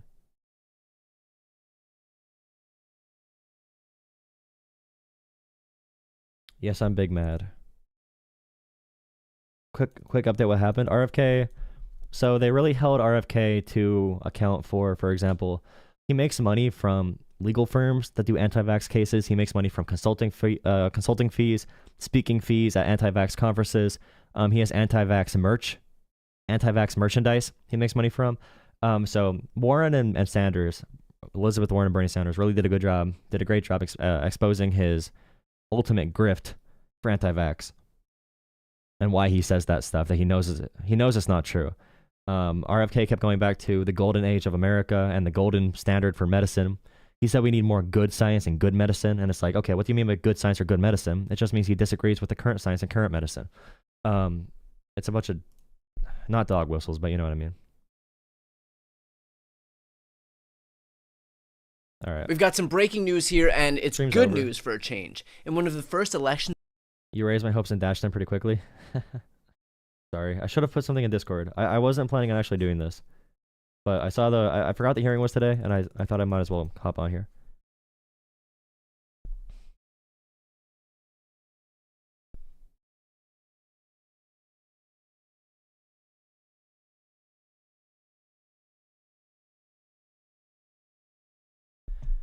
Like I said, tonight, I'll try to be on at 10 p.m. Eastern time. People like this more and make me hate the left more and more. Stop being emotional, you little baby. You're emotional. I don't want, why would, like, I don't want to see you crying, like, on my page. You want to get banned? You want to get banned? I don't got to see this complaining on my page. Stop crying. It's okay, little baby. It's okay, little baby, don't you cry. Everything's gonna be alright. I know mama's not here right now. You don't know why. Everything's gonna be alright. I know love is pretty crazy. Pretty baby, but I promise. In sub-only mode, the chat is actually bearable. Yeah. Well, also, are you new to the channel, Tacos? Are you new to the channel, Tacos? Well, also, I need to have the chat going crazy because it helps the algorithm. So I let it go unrestricted with no pauses. But if it gets too crazy, then I need to put on slow mode, so you can't send a message more than every like 10 seconds sometimes. But if you want to watch the stream in a less crazy way,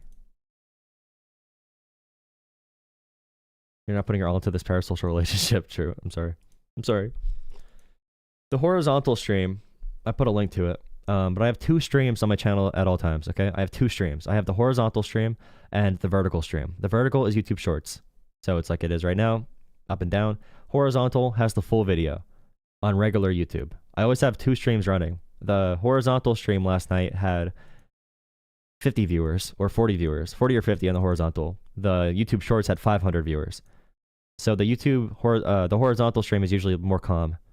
And I have that on subs-only mode all the time. So you can go in there and actually have conversations. While the YouTube Shorts is going to be crazy. It's going to be a battleground in YouTube Shorts.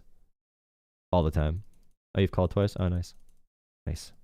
It is, But yeah, if you want a more calm chat to actually talk to people, go in Discord or go to YouTube horizontal.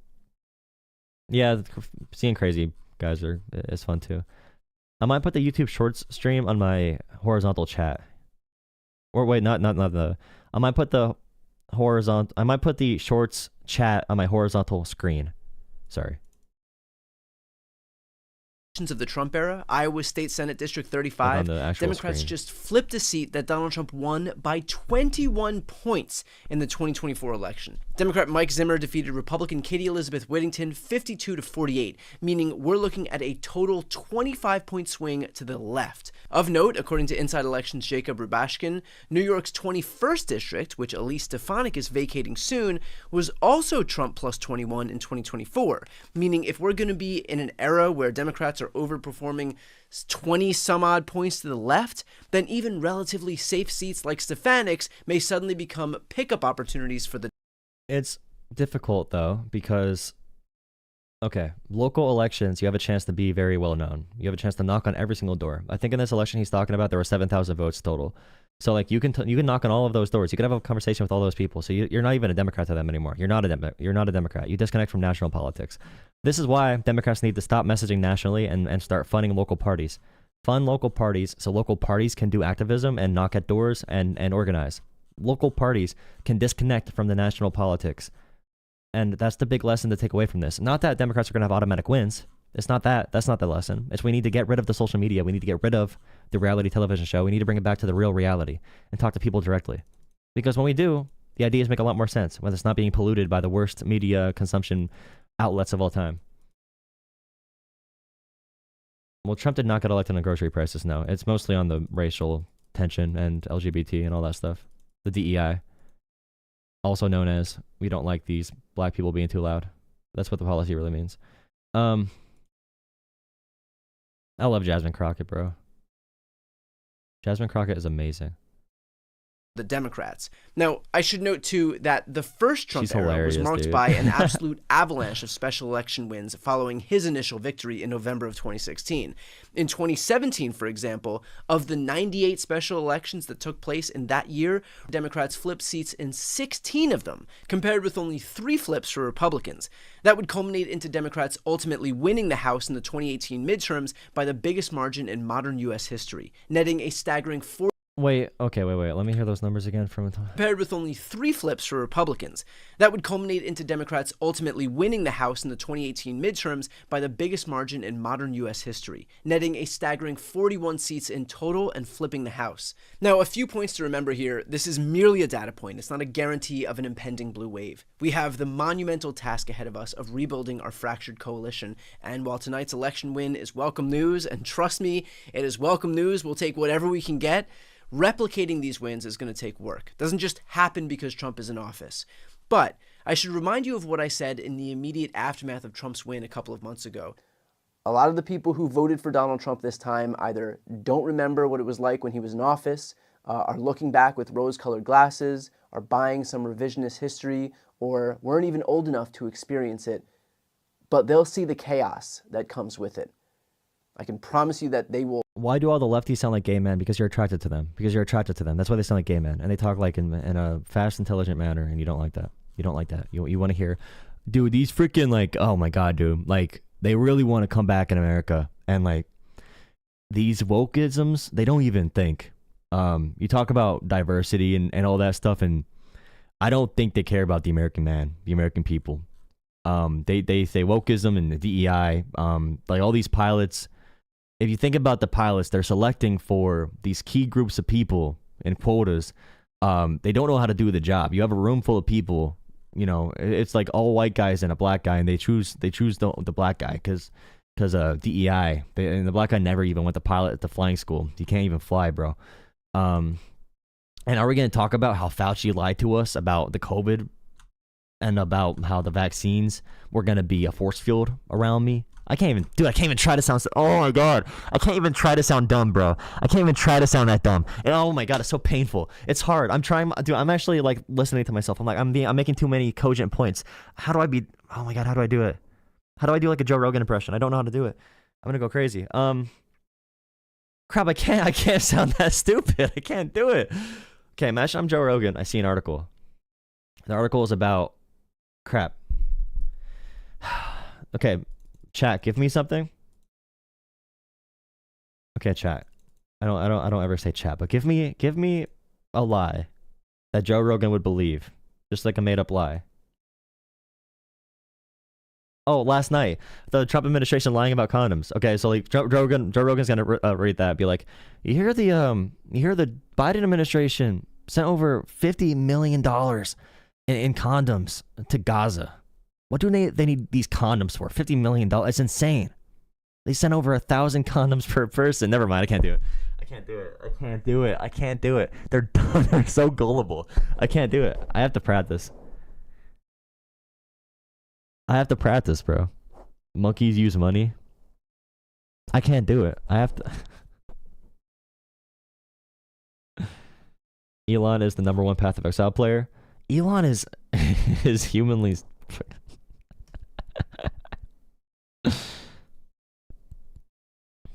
All right, I'm going to try later. I'm going to try to sound dumb later. Bring your dumbest media stories. I'm going to act like I'm a right-winger believing them. It's so hard. Crap, dude. I need to practice. I have to like practice in the mirror later. Yeah, he has no idea how to even play the game.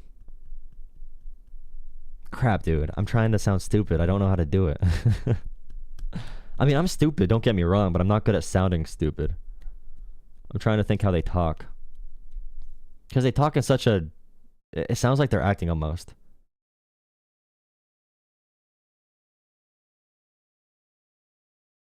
Because you watch like when Matt Walsh cried about... When Tim Walz made the joke about the white guy tacos during this election. Remember the white guy taco scandal? And the white guy tacos made conservative commentators have panic attacks. Matt Walsh made a video about how white guy tacos are anti-white racism. And I cannot even he sounds not genuine saying that. Like, wow, Tim Walz, you think it's funny to make fun of white guys for not liking, cultural food, have spicy food? Tim Walz is just an anti-white racist, and this is just the entire Democratic Party. This is why they lose. Because they hate white people. And it's anti-white racism. White guy tacos, are you kidding me? Like, really? You're going to say that?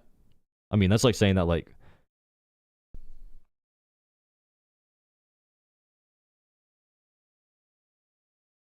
Turn off the lights. Turn them off.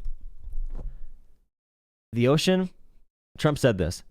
Biden was going to ban drilling in 100 acres. Or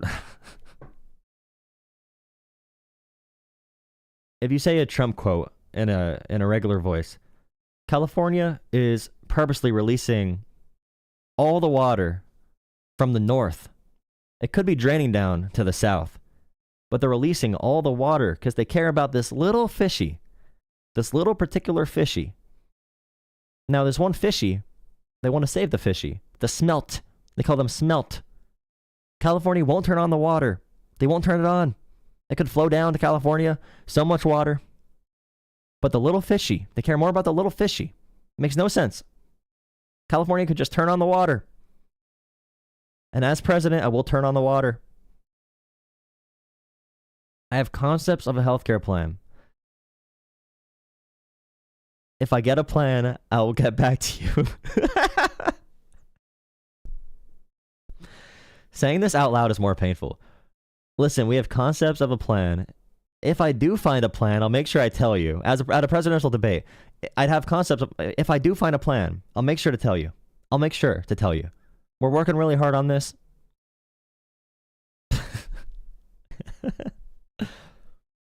They are eating the cats and eating the dogs. Crazy. I saw it on the TV.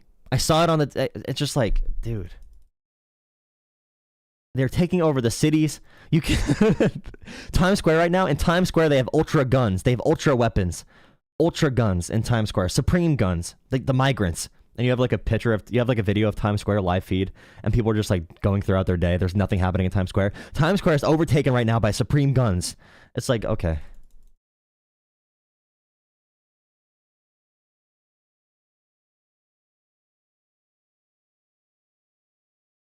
Am I on meth? No, I just have ADHD, dumbass. I'm fidgeting. And also, it's I have a standing desk, so if I bump it at all, like this is me like tapping it, it literally has an earthquake. I have a standing desk because I thought I was going to be standing and streaming or standing and doing work, but I just, you know, I never did. I never actually did that. I should get like a treadmill to walk when I do streams. One of those like feet treadmills. So I'm not sitting down stationary the entire night for 8 hours. It actually is kind of bad for you to sit down that long, as much as I do, and also like working on computers and all that stuff. But this thing really is unstable. If I end up getting my channel growing more and I get consistent revenue, I'm probably gonna look to get a different place so I can have like an extra bedroom to do an actual studio. I would love to have like an actual studio with an actual background. So any money that anyone donates to the stream through Cash App, Venmo, it's going to go directly to getting an actual studio. Not a studio, but you know what I mean. A bedroom that I convert to a studio with actual lighting, an actual background, an actual desk setup, so I don't need to do this whole shaky, tiny little desk. So the quicker my channel grows, the more likely that can happen, the quicker that can happen. So that's pretty much the goal moving forward, to get to that environment. And I could have an actual backdrop. That'd be kind of cool. My webcam's fine, but if I got big enough on YouTube, I'd get like a real camera. Do you guys think I can get big on YouTube?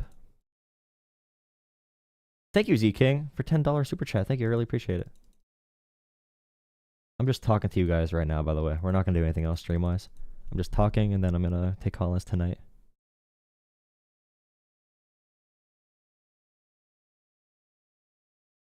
Nice. I did not get a donation on Cash App, by the way. I thought I got a donation on Cash App. I was going to say thank you. But someone requested money. You're funny. You're a funny guy. Thank you for the $10, E-King. When you suspend federal programs before analyzing spending and still don't have an actual healthcare plan after campaigning for 8 years on repeal and replace, damn, bro, that's crazy. Yeah. They don't know what policies or government spending does. People love it. Like Republicans today were talking about like food deserts and pharmaceutical deserts. Like they love government spending when it's for their constituents, obviously. Wait, sorry for the knee-jerk reaction? For what?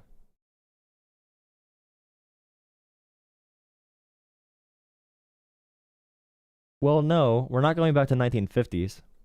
We're not going to 1950s. Remember, we're going back to the 1890s. Trump said the 1890s are the most prosperous time in American history.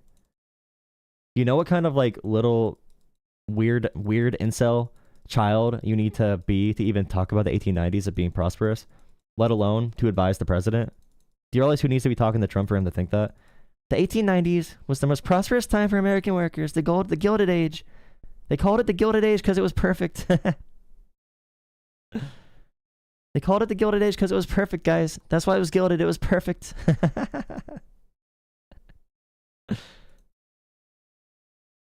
Thank you for $10, Z King. Taco Tim, bro. Tampon Tim.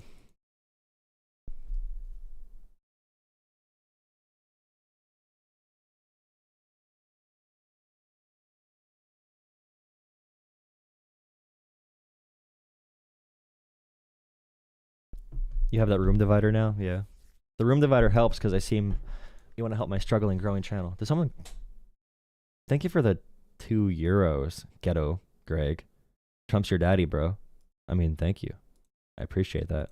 Say it again. I did not... I don't know what you just super chat me. What is the conversion rate from euros to USD? Is 3 USD 2.5 euros? USD to euros.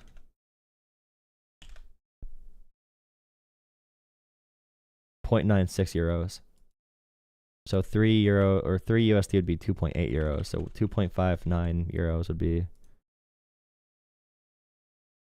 or 2.49 would be 2.59 American dollars. Interesting.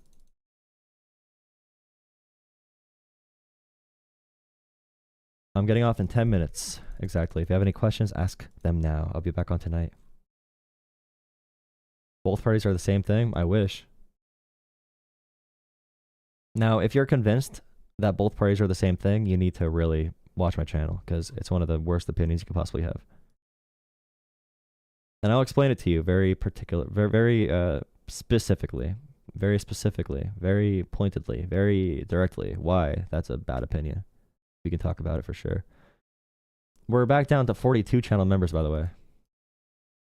And again, it's $3 a month, okay? $3 is $3, I know.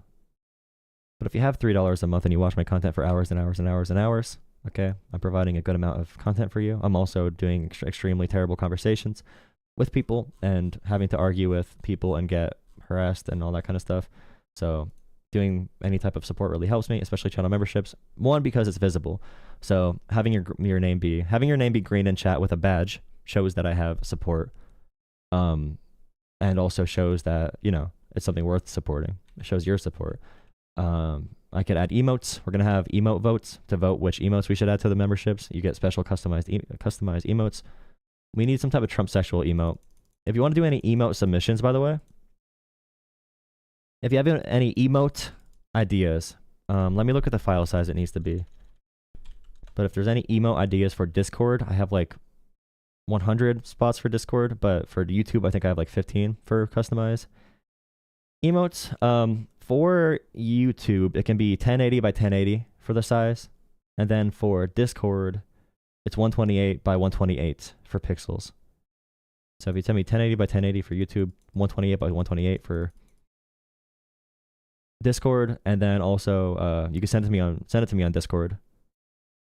On Discord, send it to me, DM me, or the best way is probably jolatalkspolitics@gmail.com. Oh yeah, I have to start doing this for...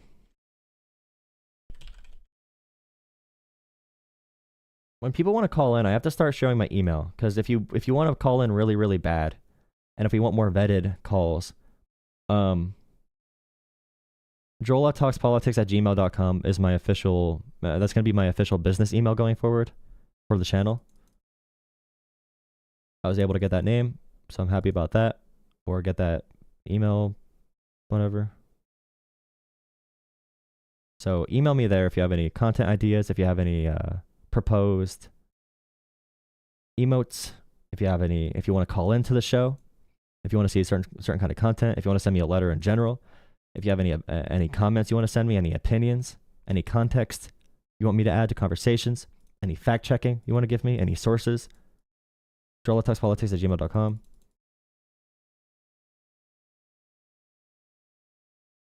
Bob Loblaw.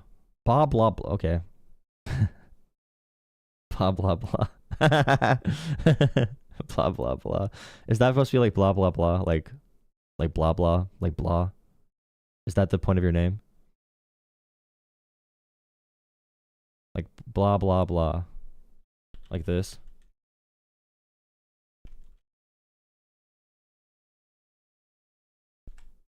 I do like that name if that's the point. Bob Lob Blah. Yeah, that's good. That's good. That's a good one. I like that one. I actually never heard that one before. I'm surprised I never heard that before. That's a good one. When you get paid, you're getting a membership. Thank you. I appreciate it. But also, again, if you need to like, if you're that close, you know, if you're that close on your budget, I mean, I know $3 isn't that much. Like $3 is pretty small, but I think it's $2.99. Much better deal than $3. $2.99. $2.99 is much better than $3. Much cheaper. 1 cent cheaper. Much cheaper. But if you're that close on your budget, where like if you're that close that $3 can make an impact on your life, then don't become a member. Okay. If you're that close that $3 will make an impact on your life in a real way, then do not become a member. Okay. Do not do that. But if you're just waiting because you're just like, some people don't want to spend money till they get paid. That makes sense. But just do not, if you're in a bad financial situation, do not donate money. Do not do that. We have enough people that watch this show that are in good financial situations that can donate money. And I call upon you that if you do have the room in your budget to donate to the show. And I do get donations through Cash App, by the way, and Venmo and PayPal at Droll of Politics that you don't hear about. But if you like send a donation through Cash App and you want me to say it on stream and give you recognition, tell me that in the message when you send that through. Or I can't really do much on that. But yeah, just tell me you want me to say your name on stream or just like say thank you on stream. Because a lot of times if you donate through Cash App, you want it to be confidential. But yeah, give the reason for why you're donating if you have a reason for it.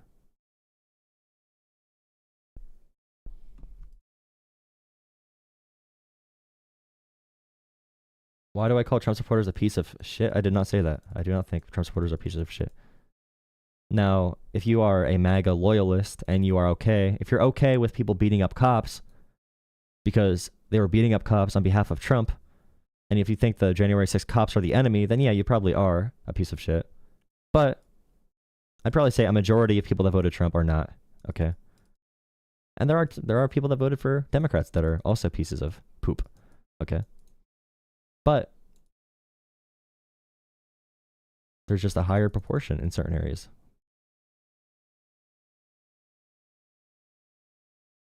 Go back to what? 7 feet tall. I am 6'2". Is 6'2" tall? I think 6'2" is like above average, but it's not like... I don't know how tall I am until I see a picture of myself standing next to someone, though, to be honest. Then I'm like, wow, I'm tall.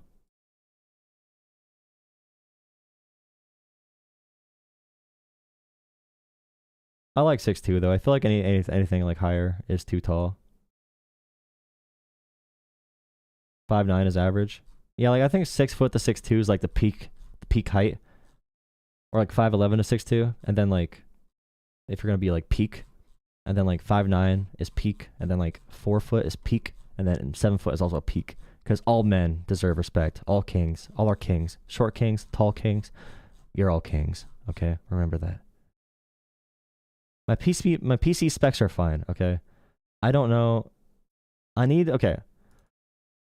I don't know how OBS works. I have a 1440p monitor. So I run my base resolution at 1440. For OBS. I run my frames at 30. And I stream at 1080p. So I'm not sure if I need to move my base resolution for OBS to 1080 to make it less memory intensive. I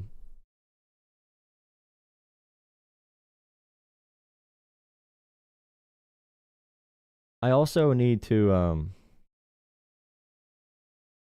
using Google Chrome takes up a lot of my memory. I think it's a memory issue. Because I have 32 gigs of DDR5, I'm pretty sure. But the memory is always the thing that blows up on me when I have a lot of tabs on Chrome, because Chrome is very memory intensive. I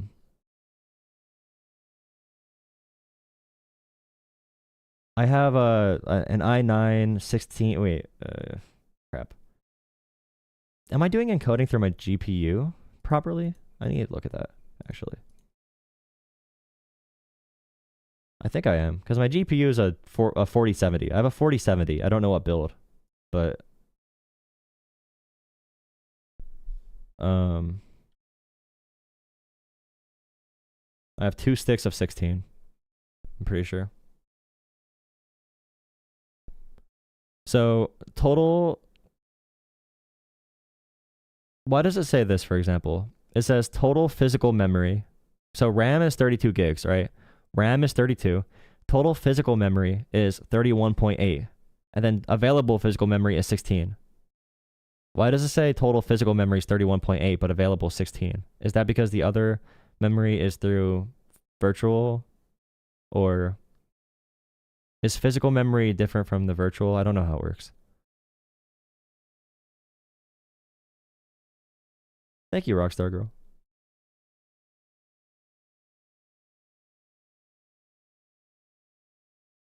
This guy seems like a nice guy.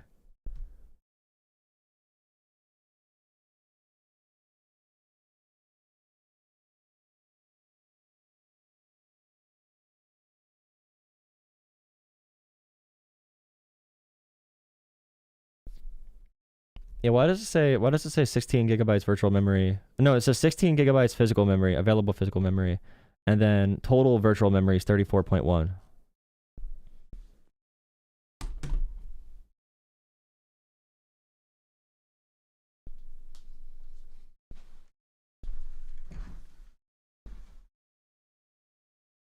How would it be in the wrong slot though? I don't understand that.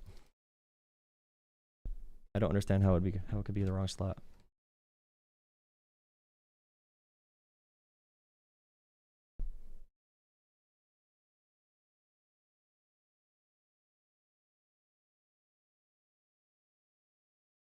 I mean, my memory,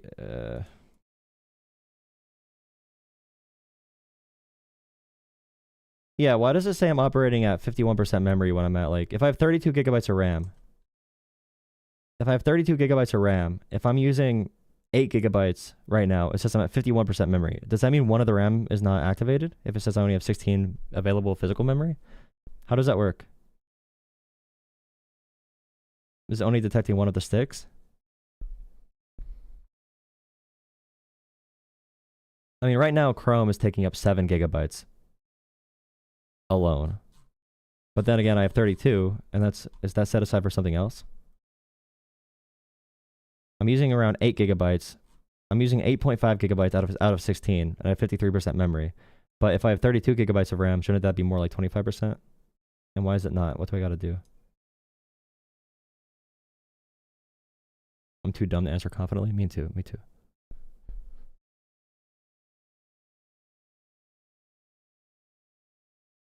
Well, I don't want to give away my information because my other info is on this page.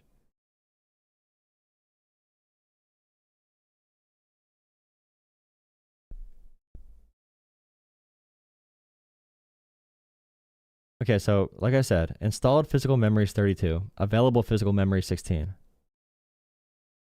So why is my installed RAM different from my available? Why is my installed full memory 32, but my available is 16? My motherboard is not properly recognizing all the RAM?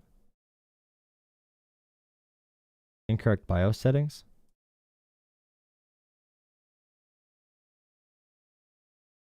So is only one of my RAM sticks working? Is it a Windows issue? Memory hole remapping? Wait. Hardware? Is it hardware reserving my other 16?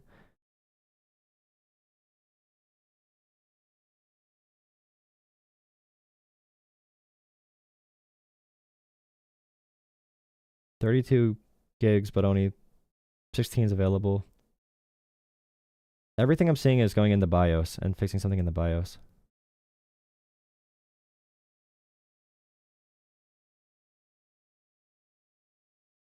So one of the sticks is not working. Is that what that means? One of the RAM sticks can be bad. Would I need a replacement then, or do I need to reset it? Or that might be why my computer's having issues then. Because if I only have available 16 gigabytes, then I'm kind of, my specs for my OBS is set for if I have 32. I mean, if you're on Discord, tag me. It says I have 32 installed. It said available physical memory 16 and available virtual memory is 8, but the available physical memory is half my physical, yeah, available 16, my installed is 32.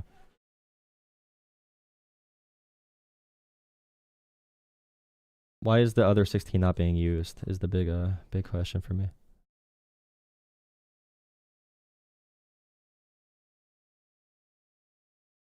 How much is used?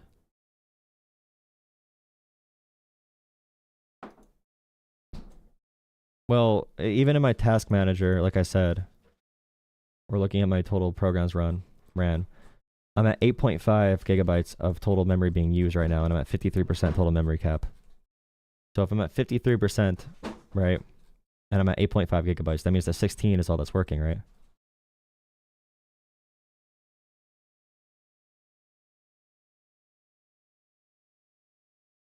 Oh, so I could have 16 used and 16 available? So how do I make it? How do I make all 32 available? Is that a BIOS issue? Do I need to go in there and make sure that it's being detected properly, or change one of my settings?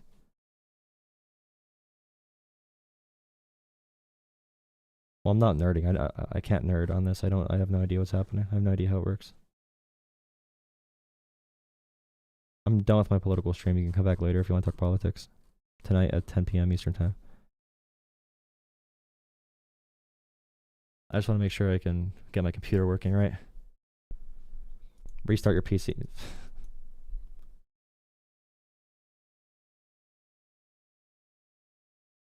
Seems like it might be a BIOS issue. Gotta go and make sure things are being detected right.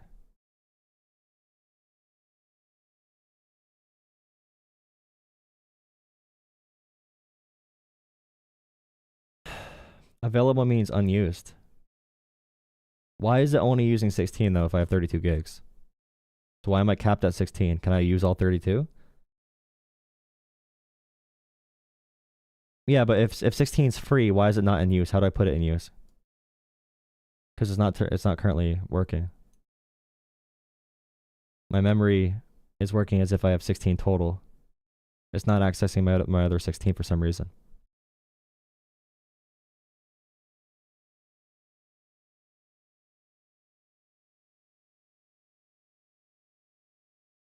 I don't have to use RAM until it's needed, but my computer throttles when it gets close to 16 though. It throttles and it shuts down my programs.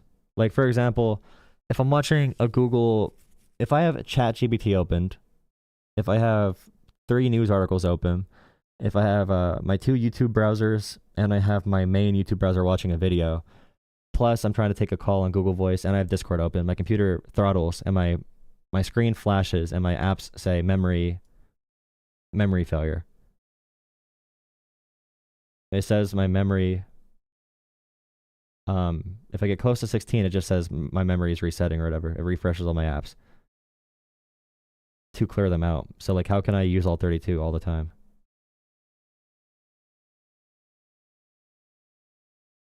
Hi Sprig, I'm asking a computer question right now. See if I can fix this issue I have with my computer. How many tabs of Chrome? You can't? Why would you have 32 gigs then if you can only use 16? I'm confused. Because my other computer was 16, used all 16. So why can I not use all 32? Or is it always half?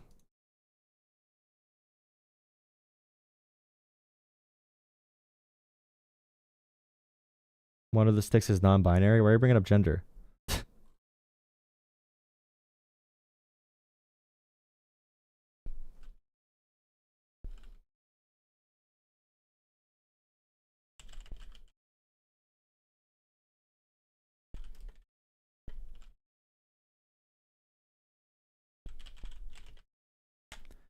What kind of keyboards do you guys prefer? What kind of feeling?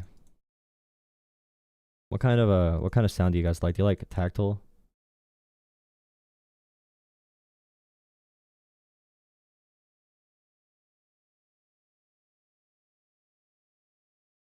But is there a way that I can use all my programs and use like if I get to 16, I don't want my stuff to crash. I'd rather just like automatically.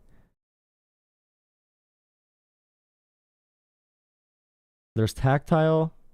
I'm trying to remember. There's linear, right? Linear is where it has no click. Like right now. Right now I just ran out of memory for my page. Like literally just happened right now.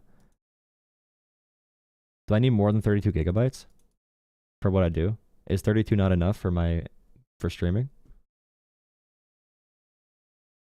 Can I just get another stick and increase it to like 48? Does that work?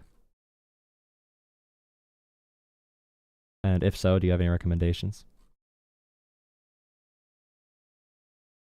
Like, can I add a third stick, or do I have to add them in pairs, or? You like membrane for typing, mechanical. Right now I have the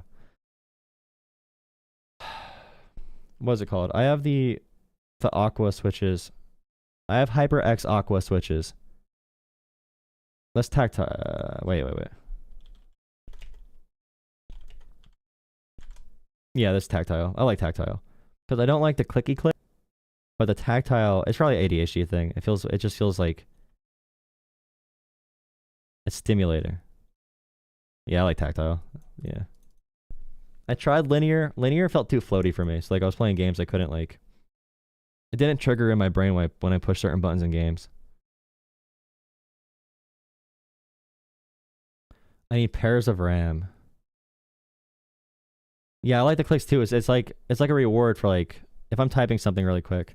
Experience that. Oh, crap. I love this. I just love the sound.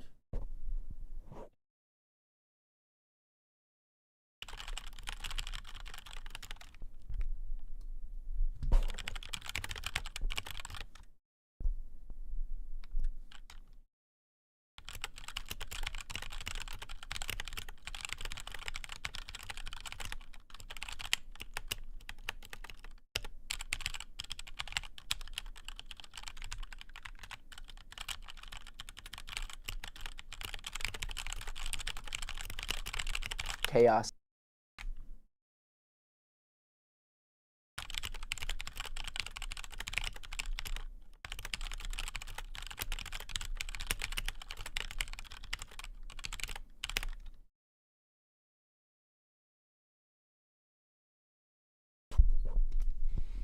It's still.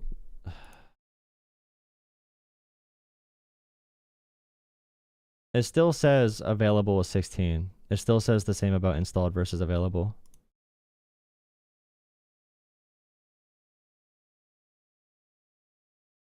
If I go to Task Manager, Performance, can I see how much is reserved for the hardware? Task Manager, Performance, 18, 16. Available is 18.5. Committed is... So if it says cached, if 13.7 is cached, 13.2 is in use, compressed. That's what it says. 13.2 is in use, compressed. Available is 18.5, and cached is 13.7. Slots used 2 out of 4 slots used. Speed 4800.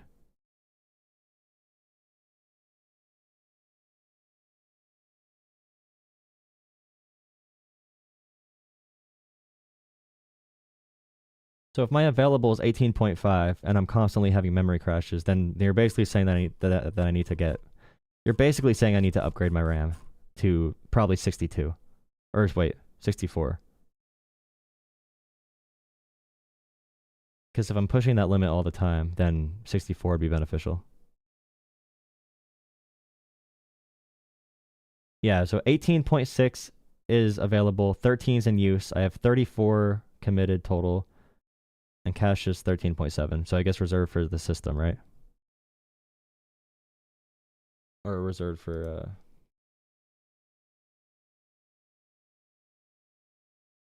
the hardware.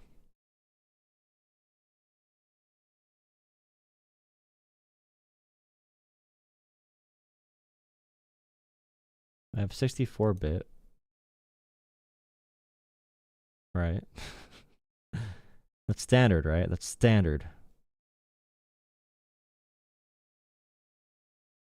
There's no way to have a 32-bit computer nowadays, right? I don't even know how that works.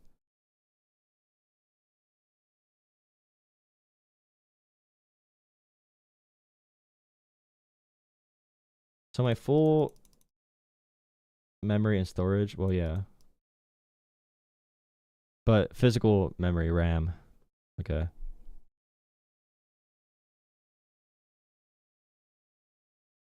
It's 32-bit Minecraft. My processor is an i9 13 is a i9 13900KF, 3000 megahertz, 24 cores, and my graphics card is the 4070 GTX 4070. So my bottleneck is definitely the memory for streaming.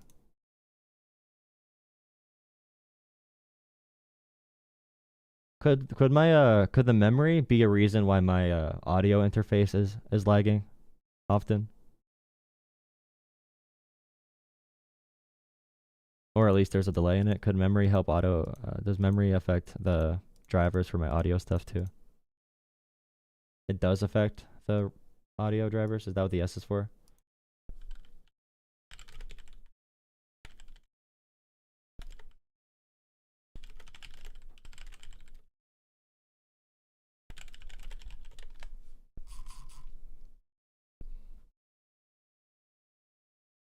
So if I have all my other, so my latency issue that I'm having, see, this is what I'm confused about though, because I had a weaker computer before. Okay, I had a much weaker computer, probably. No, I'm talking about the regular, the RAM, the actual RAM, because it doesn't show GPU in here. It doesn't show GPU in the regular section. But my other computer was an i7 6700K. 16 gigabytes of RAM and a 980 GTX 980, and that ran fine with the same things I'm doing now, with no audio input lag. So that's another issue I've had, is when I use my audio interfaces, I have to use like a very specific driver to make sure my audio interface is not lagging, but it's not fully synced up with my voice. My other computer was perfect, but I can't even use. I used to use like in-browser services to record my voice, and now that has lag to it on this computer, which is a lot stronger. My old computer has no lag. I could put my audio interface into my laptop and have no input lag from my audio interface. But for this computer, for some reason, this computer only, so I'm guessing it's software. This computer only has an input lag with my when I'm recording or when I'm using another application like Soundtrap or like Band, whatever it's called, Band Labs, that kind of stuff, or even just like Google Voice. I get a lot of delay on that. So I don't know if I just have a weird allocation issue with where my memory is being used, or is your name an adult thing? Yeah, nicknames.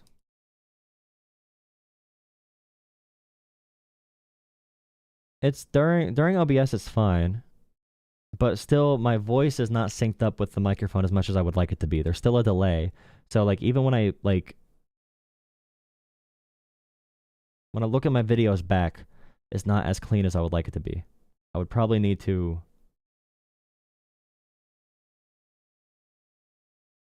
there's something causing my computer to not function correctly there. It's like Soundtrap is an application that's in browser for podcasting or for music. Yeah, my drivers are definitely up to date. I know that for sure. But like I was saying, like my Soundtrap, I'd have zero issues. But also I have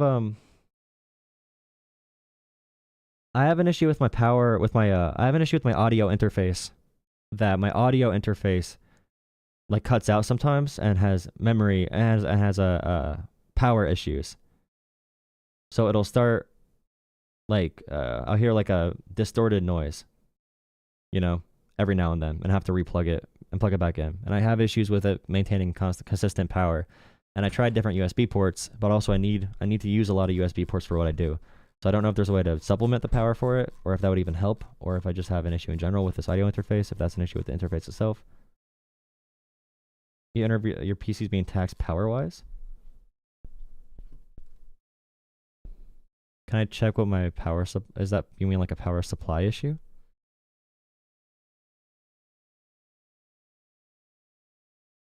Now there's only one connection, I think, for this interface, so like it only connects through one USB. There's no like there's no other way to route it. There's not because some USBs or some audio interfaces have 2 ports in them. How many watts is a power supply? I think it's fine. The USB ports, different USB ports can be stronger on a computer, and some of my devices are more demanding. So like USB 3s versus USB 2s, and then sometimes I have to switch it over to a different port for things to work. Like my capture card would not work on any of my back USB ports. I had to use a front one. USB hub. USB splitter to inject power. So can I have like a USB hub, for example? Are there USB hubs that you can route power into so the power doesn't drain from your main system as much? Like USB hub with local power adapter? Is that what you would probably, is that what that would be? Powered USB hub, USB splitter hub, faster data transports with power adapter. So you're saying this would take away from the demand from my computer and move it onto the USB hub. Is there a good brand or like a trusted brand that streamers would use that I know is safe and effective, like vaccines? Amazon is a bunch of random companies, obviously. Does Best Buy have it? No. These don't seem to be very popular. Or do I just like do a USB hub, USB-C hub, and go off just the USB-C port? Anchor makes a good one. Is this like a common thing people use? I see Anchor's USB hub, but I don't see any. I see their USB hub, but I don't see. Oh, wait, I see it. 11-in-1. Anchor 565. 11-in-1. Is that the one you're talking about? Anchor 565 USB hub. It has a USB-C PD input for 100 watts input. It has the Ethernet slot, audio. It has multiple USB 3.2s, or has one USB 3.2, 2 USB 2.0s, SD card, display port, USB-C 3.2.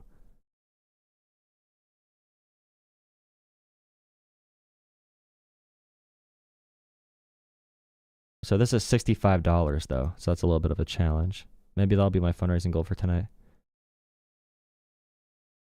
I'm just gonna keep putting like specific things I need for the stream on my fundraising goal for my stream.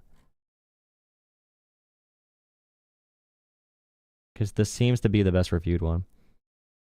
And it's like, the ones on Amazon are still $30 or $40.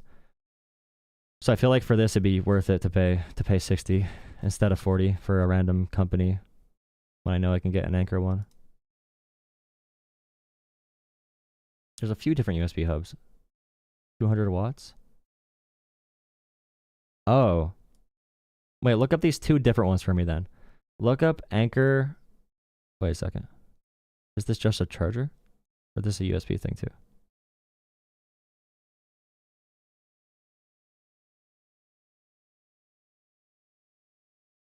Anchor 565 USB hub. Look up Anchor 565 USB hub.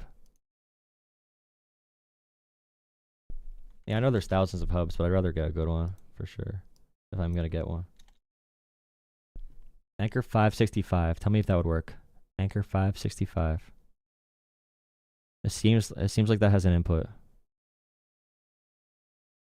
I wonder if that would help my USB hub. That would be so nice if I could fix this issue, because this is one of my most annoying things that I have to deal with while streaming.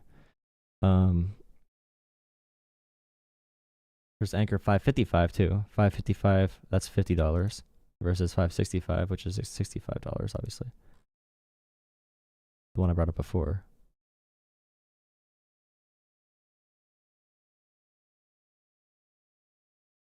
Don't spam. We'll talk politics later.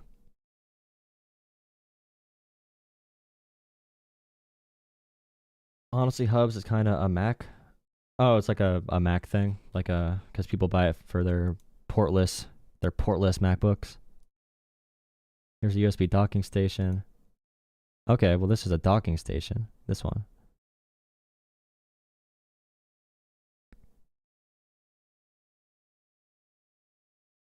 Oh, this one's $190, so that's not happening. Oh, yeah. This is for Mac. Because this one supports having 3 Mac displays extended. Yeah, it's more expensive for Mac. You're correct. 565 would work. Anchor 565. So you're saying the other one I sent would not work? Or wait, no, 565 is one I sent. That's the one I did send. I did send 565. And 100 watts in wait, it's 100 watts power delivery.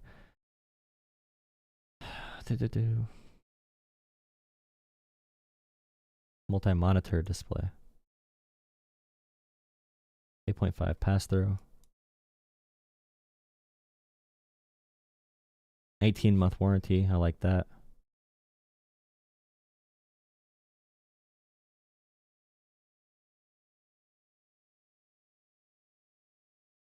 Get the $65 one. The 565 Anchor USB hub, USB-C hub. That would need to be a USB-C connection though. It's really short. I don't know where I'd put it. It's meant for Macs. So like you could look at the, I don't want to put it on here. Wait 1 second.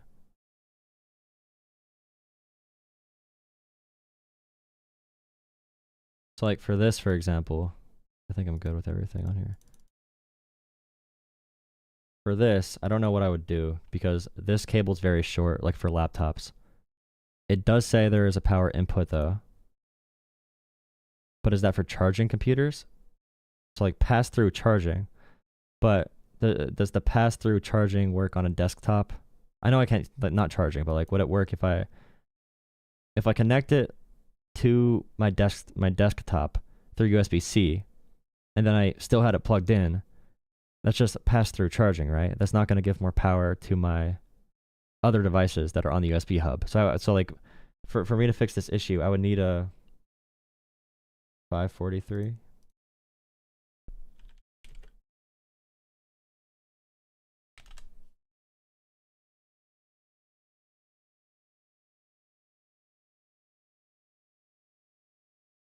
See, I don't know how that would. See, I don't. That's the issue, though. I don't know how this would work because my audio interface. Okay, my audio interface has one USB-C port, so it wouldn't transfer the data to the computer. It just has pass-through charging. Because I needed to do my audio interface through one cable, so it needed to be like a USB hub that just has backing, like more power behind it. Anchor data hub? Is that what I mean? It's saying mostly for laptops, though. These are all for laptops. There's Anchor USB-C hub.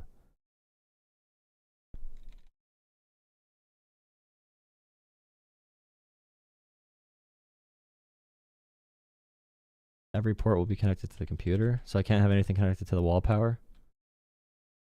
So I need a USB power hub or USB hub that has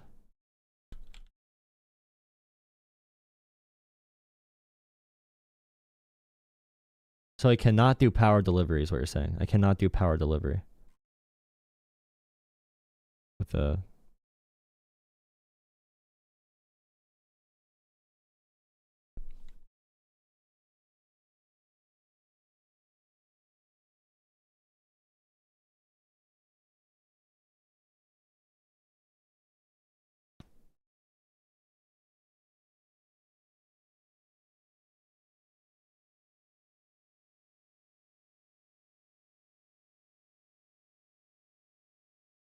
Oh.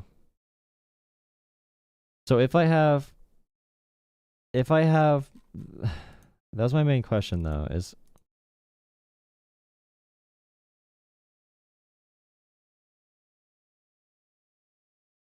if you have this, okay, if you have this connected to the computer and you have wall power going towards it, will that help the devices be powered correctly through these other ports?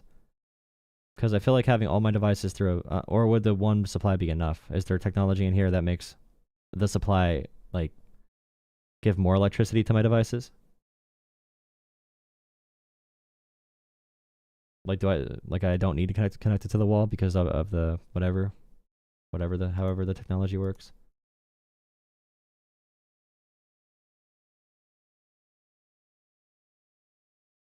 Anchor 7 port.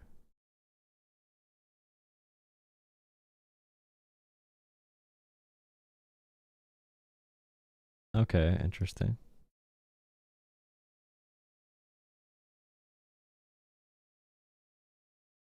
This is the 7 port. So you can charge through it.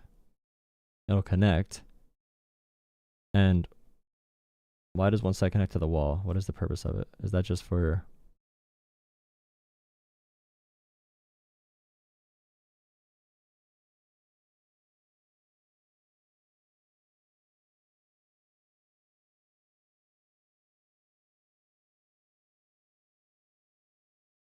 May not work around USB 3 ports, USB 2 connection.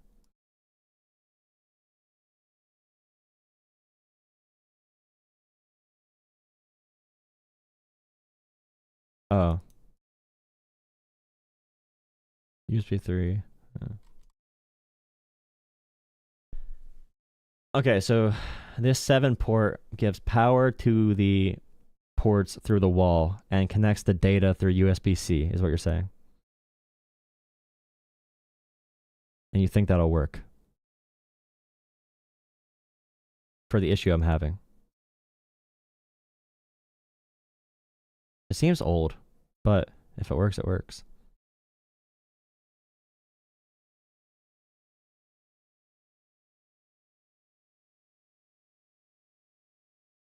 You'll still need the power port for anything with a dedicated power port? Well, yeah, no, but like...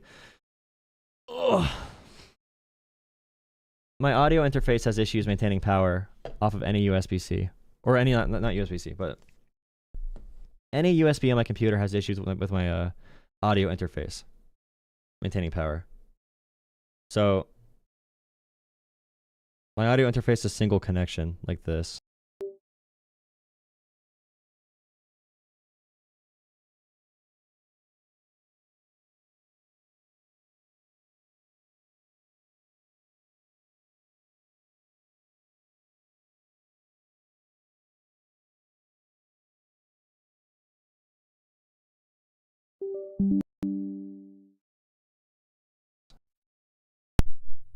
It can also be an audio interface issue. But it needs power, and I got a pre-built computer for it was a really good Black Friday sale. That's why I bought this. So like,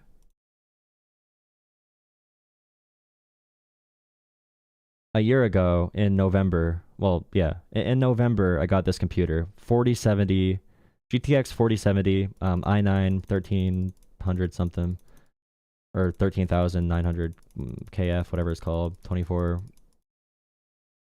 cores, and then also the 32 gigabytes of DDR5, or DDR, is it DDR5 or DDR?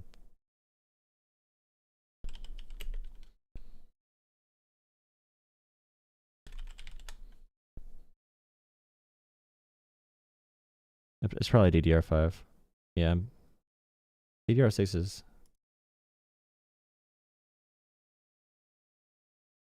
Not out yet, right? When does that come out? Is it out? Is DDR6 out? When does it come out? Anyways, 32 gigabytes of DDR5. Yeah, I'll try that out. Yeah, goodbye, guys. Goodbye. Leave. Well, I can tell you based off my former purchases, the power supply is more than enough. I guarantee you. It's not that issue. It's the USB power delivery. So, like, if I have... So, for example, I have a capture card plugged in for my video games. All right. I have a gaming controller plugged in, which shouldn't really do much. I have an audio interface plugged in with a direct monitor that I also have through another audio application. I have my webcam, which is pretty intensive and goes purely off of the computer's power. I have a really good webcam. So, like, this is the best webcam you could possibly get. Because to get any better image quality, you need an actual camera and a capture card and a bunch of other things for the camera. But my webcam is like the best webcam you can get.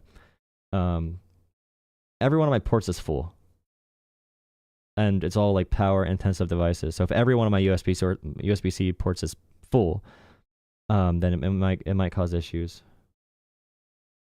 Yeah.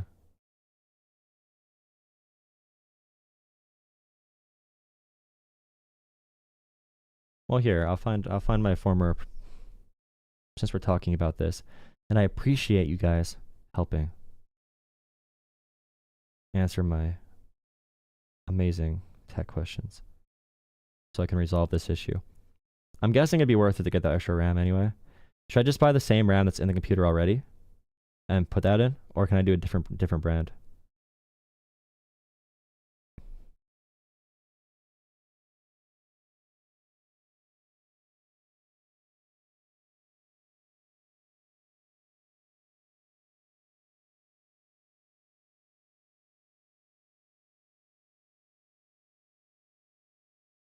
Same RAM, yeah.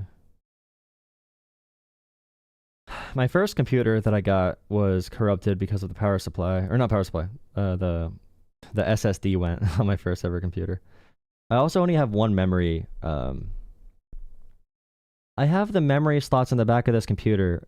What's it called? It's a new quick memory. So you could put the sticks in the back instead of actually like putting. What's it called? Crap. But I have 1 terabyte. I have a 1 terabyte SSD.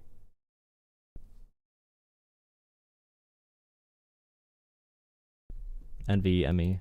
Is that worth getting, or should I, if I want to expand my memory, should I just get another SSD? Can I have 2 SSDs?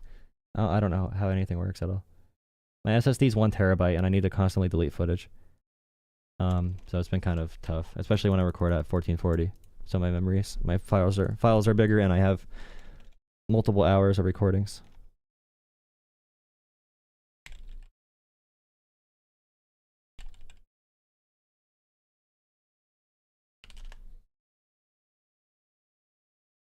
Yeah, my SSD, well, I was from a really crappy company. Now that computer's been working for a long time.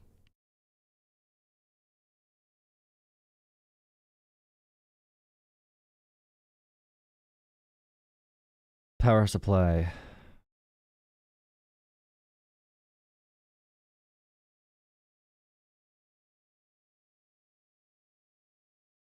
$700? Is that enough for...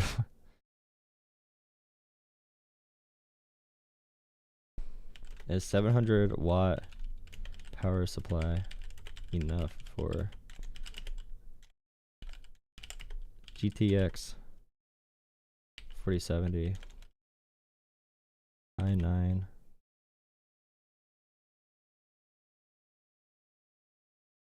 13 900K and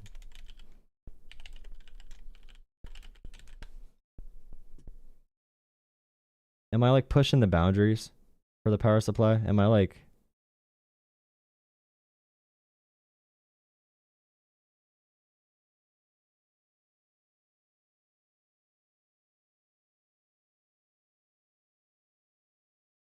Hmm. So if I...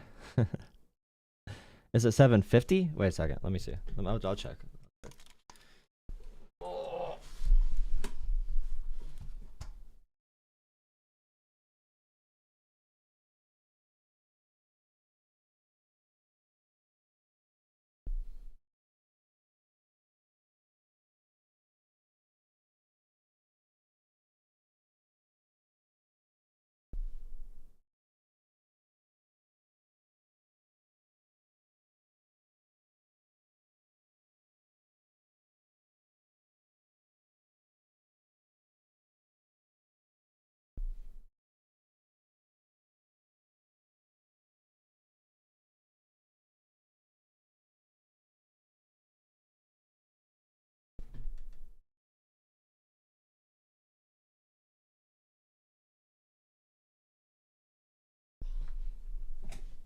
Nothing is visible. It doesn't say power supply anywhere.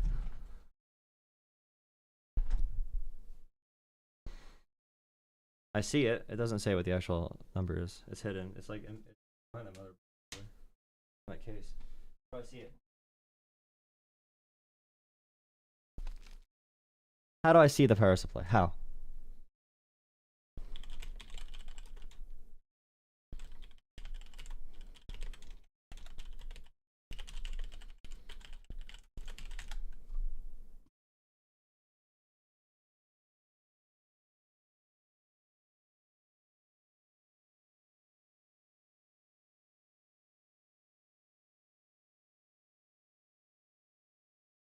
Memory is RAM. I know. I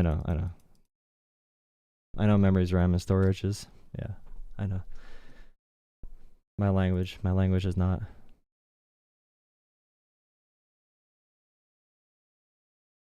Here's the actual computer I have. Yeah, I have 700.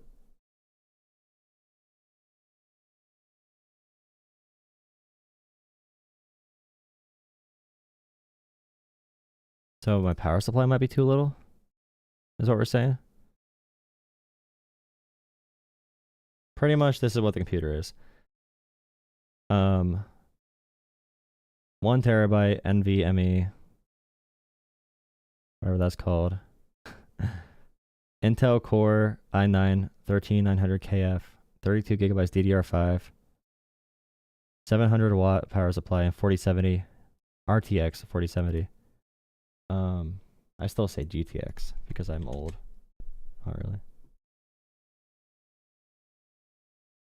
I'm seeing the I'm seeing that the ideal would be like 800.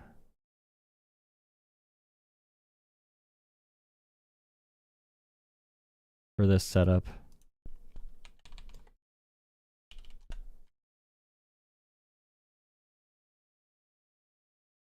Or 850 power supply.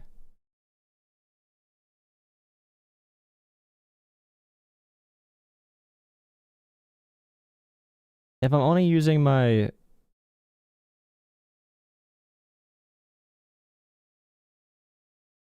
I don't know about my CPU. The CPU is estimated at the max is 250, but what is normal use? The 4070's peak 200.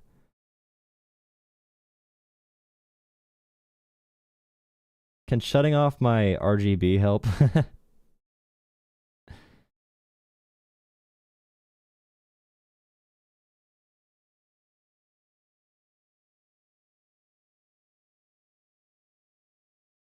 But I cannot argue, or I cannot add a, there's no way I can add a SSD though, if I do that, right? There's no way I can add a SSD if I have the current power supply. I can't really add, you know, even another memory, even 2 more memory sticks will probably be pushing it, I assume. But like my CPU right now, for example, the whole duration of me streaming, it does not go above 20% utilization. I don't know if that matters. My GPU stays at 40% my entire time streaming, and my memory stays at like 60% my entire time streaming.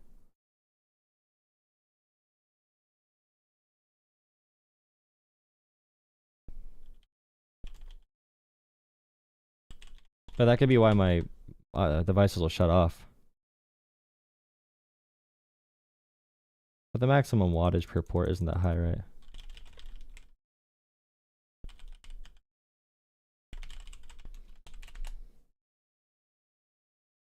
I'm sure everything matters, though.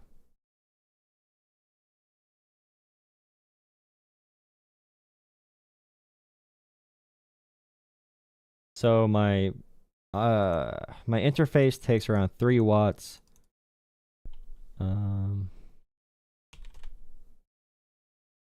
Or 2.5.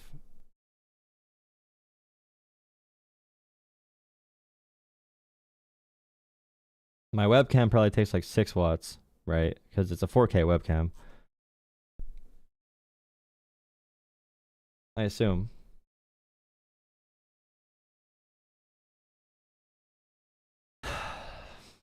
Okay, I'm trying to decide, and we could do this. We can continue this conversation in Discord.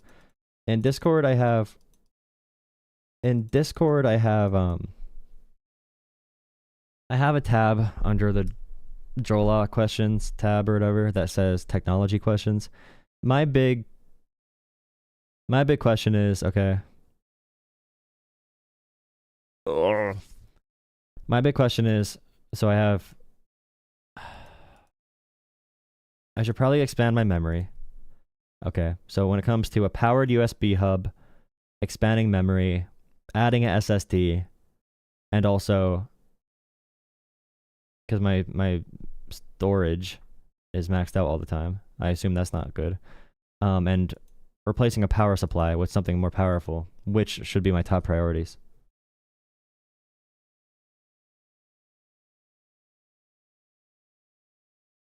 I know I'm doing troubleshooting, but the whole stream is up, so you can go back and watch the regular stream. I'm just talking to people. It's a stream. It's a stream. I'm talking to my friends that watch my channel.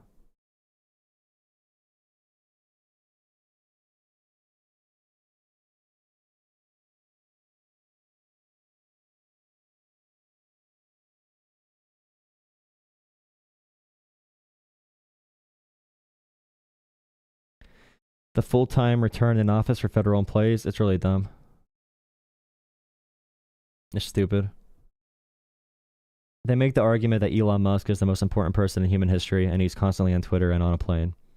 And also just like on Twitter until 5 a.m. You can have a lifestyle where employees come in, for example, 2 days a week, or they come in 3 days a week in person for in-person meetings and anything that might have a utility. But the only reason you should do any of this is if you could prove the utility for it. Because you could prove utility for mental health, for productive employees, for happy employees, just for in general having a society where we should do less work in general. Because we have so many forms of automation that allow that to be a possibility. But you know, if I'm using a computer, my computer at home or a computer in the office, working from home 2 days a week is not an issue. 2 days a week is not extreme at all. For office-based jobs that do not have in-person needs. Anyone who says they should be full remote all the time or full in-person is probably unreasonable if they're really strongly held to it. The only real solution is, what is the job? What are the functions of the job? How do we balance the employee satisfaction, productivity, and like we want a better world in general. It's okay to have a better world. And also, in general, having people on the road for office jobs that you don't need to be in person for, it clogs up the roads and traffic and uses more gas and makes gas more expensive. So reducing the congestion on the highways should benefit everyone. Yeah, the DC traffic. If they can make an argument like you should be in person certain days a week, but a lot of, like if you work in an office or a policy job or comms or something, a lot of your job is going to be restricted to a desk anyway. You're going to go, like, why drive 40 minutes, clog up traffic, use energy resources, and pay for heating and cooling a workplace where people are just going to go sit in cubicles? If that's your job, is to drive and sit in a cubicle, why can't you just sit at home? Unless if you have like an extreme... Unless if you're a high up, okay? if you are if you're massively important to national security and you need to be on a direct connection to the secure network, sure. But that's like 0.5% of federal employees. OCCT. Stress test. Okay, I'll figure that out. Thank you guys for the help. Thank you.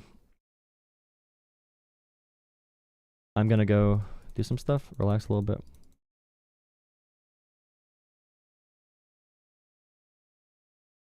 Well, yeah, they'll kill people. They'll kill us before they do universal healthcare.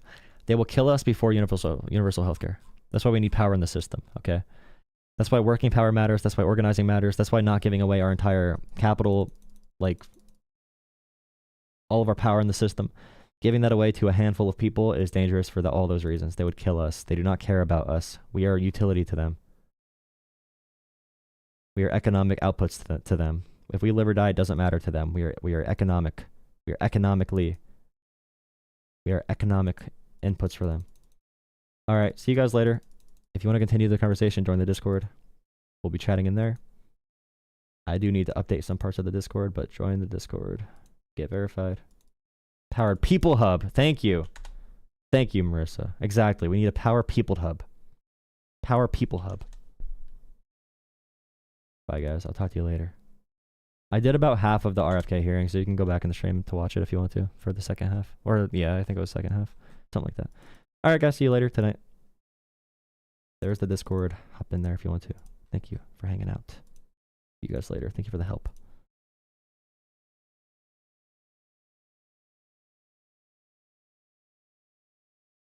Yeah, why aren't the robots picking crops? Because the robots they're gonna give the robots guns instead and make them kill civilians. Probably. Okay. Thank you. See you guys. Discord. See you.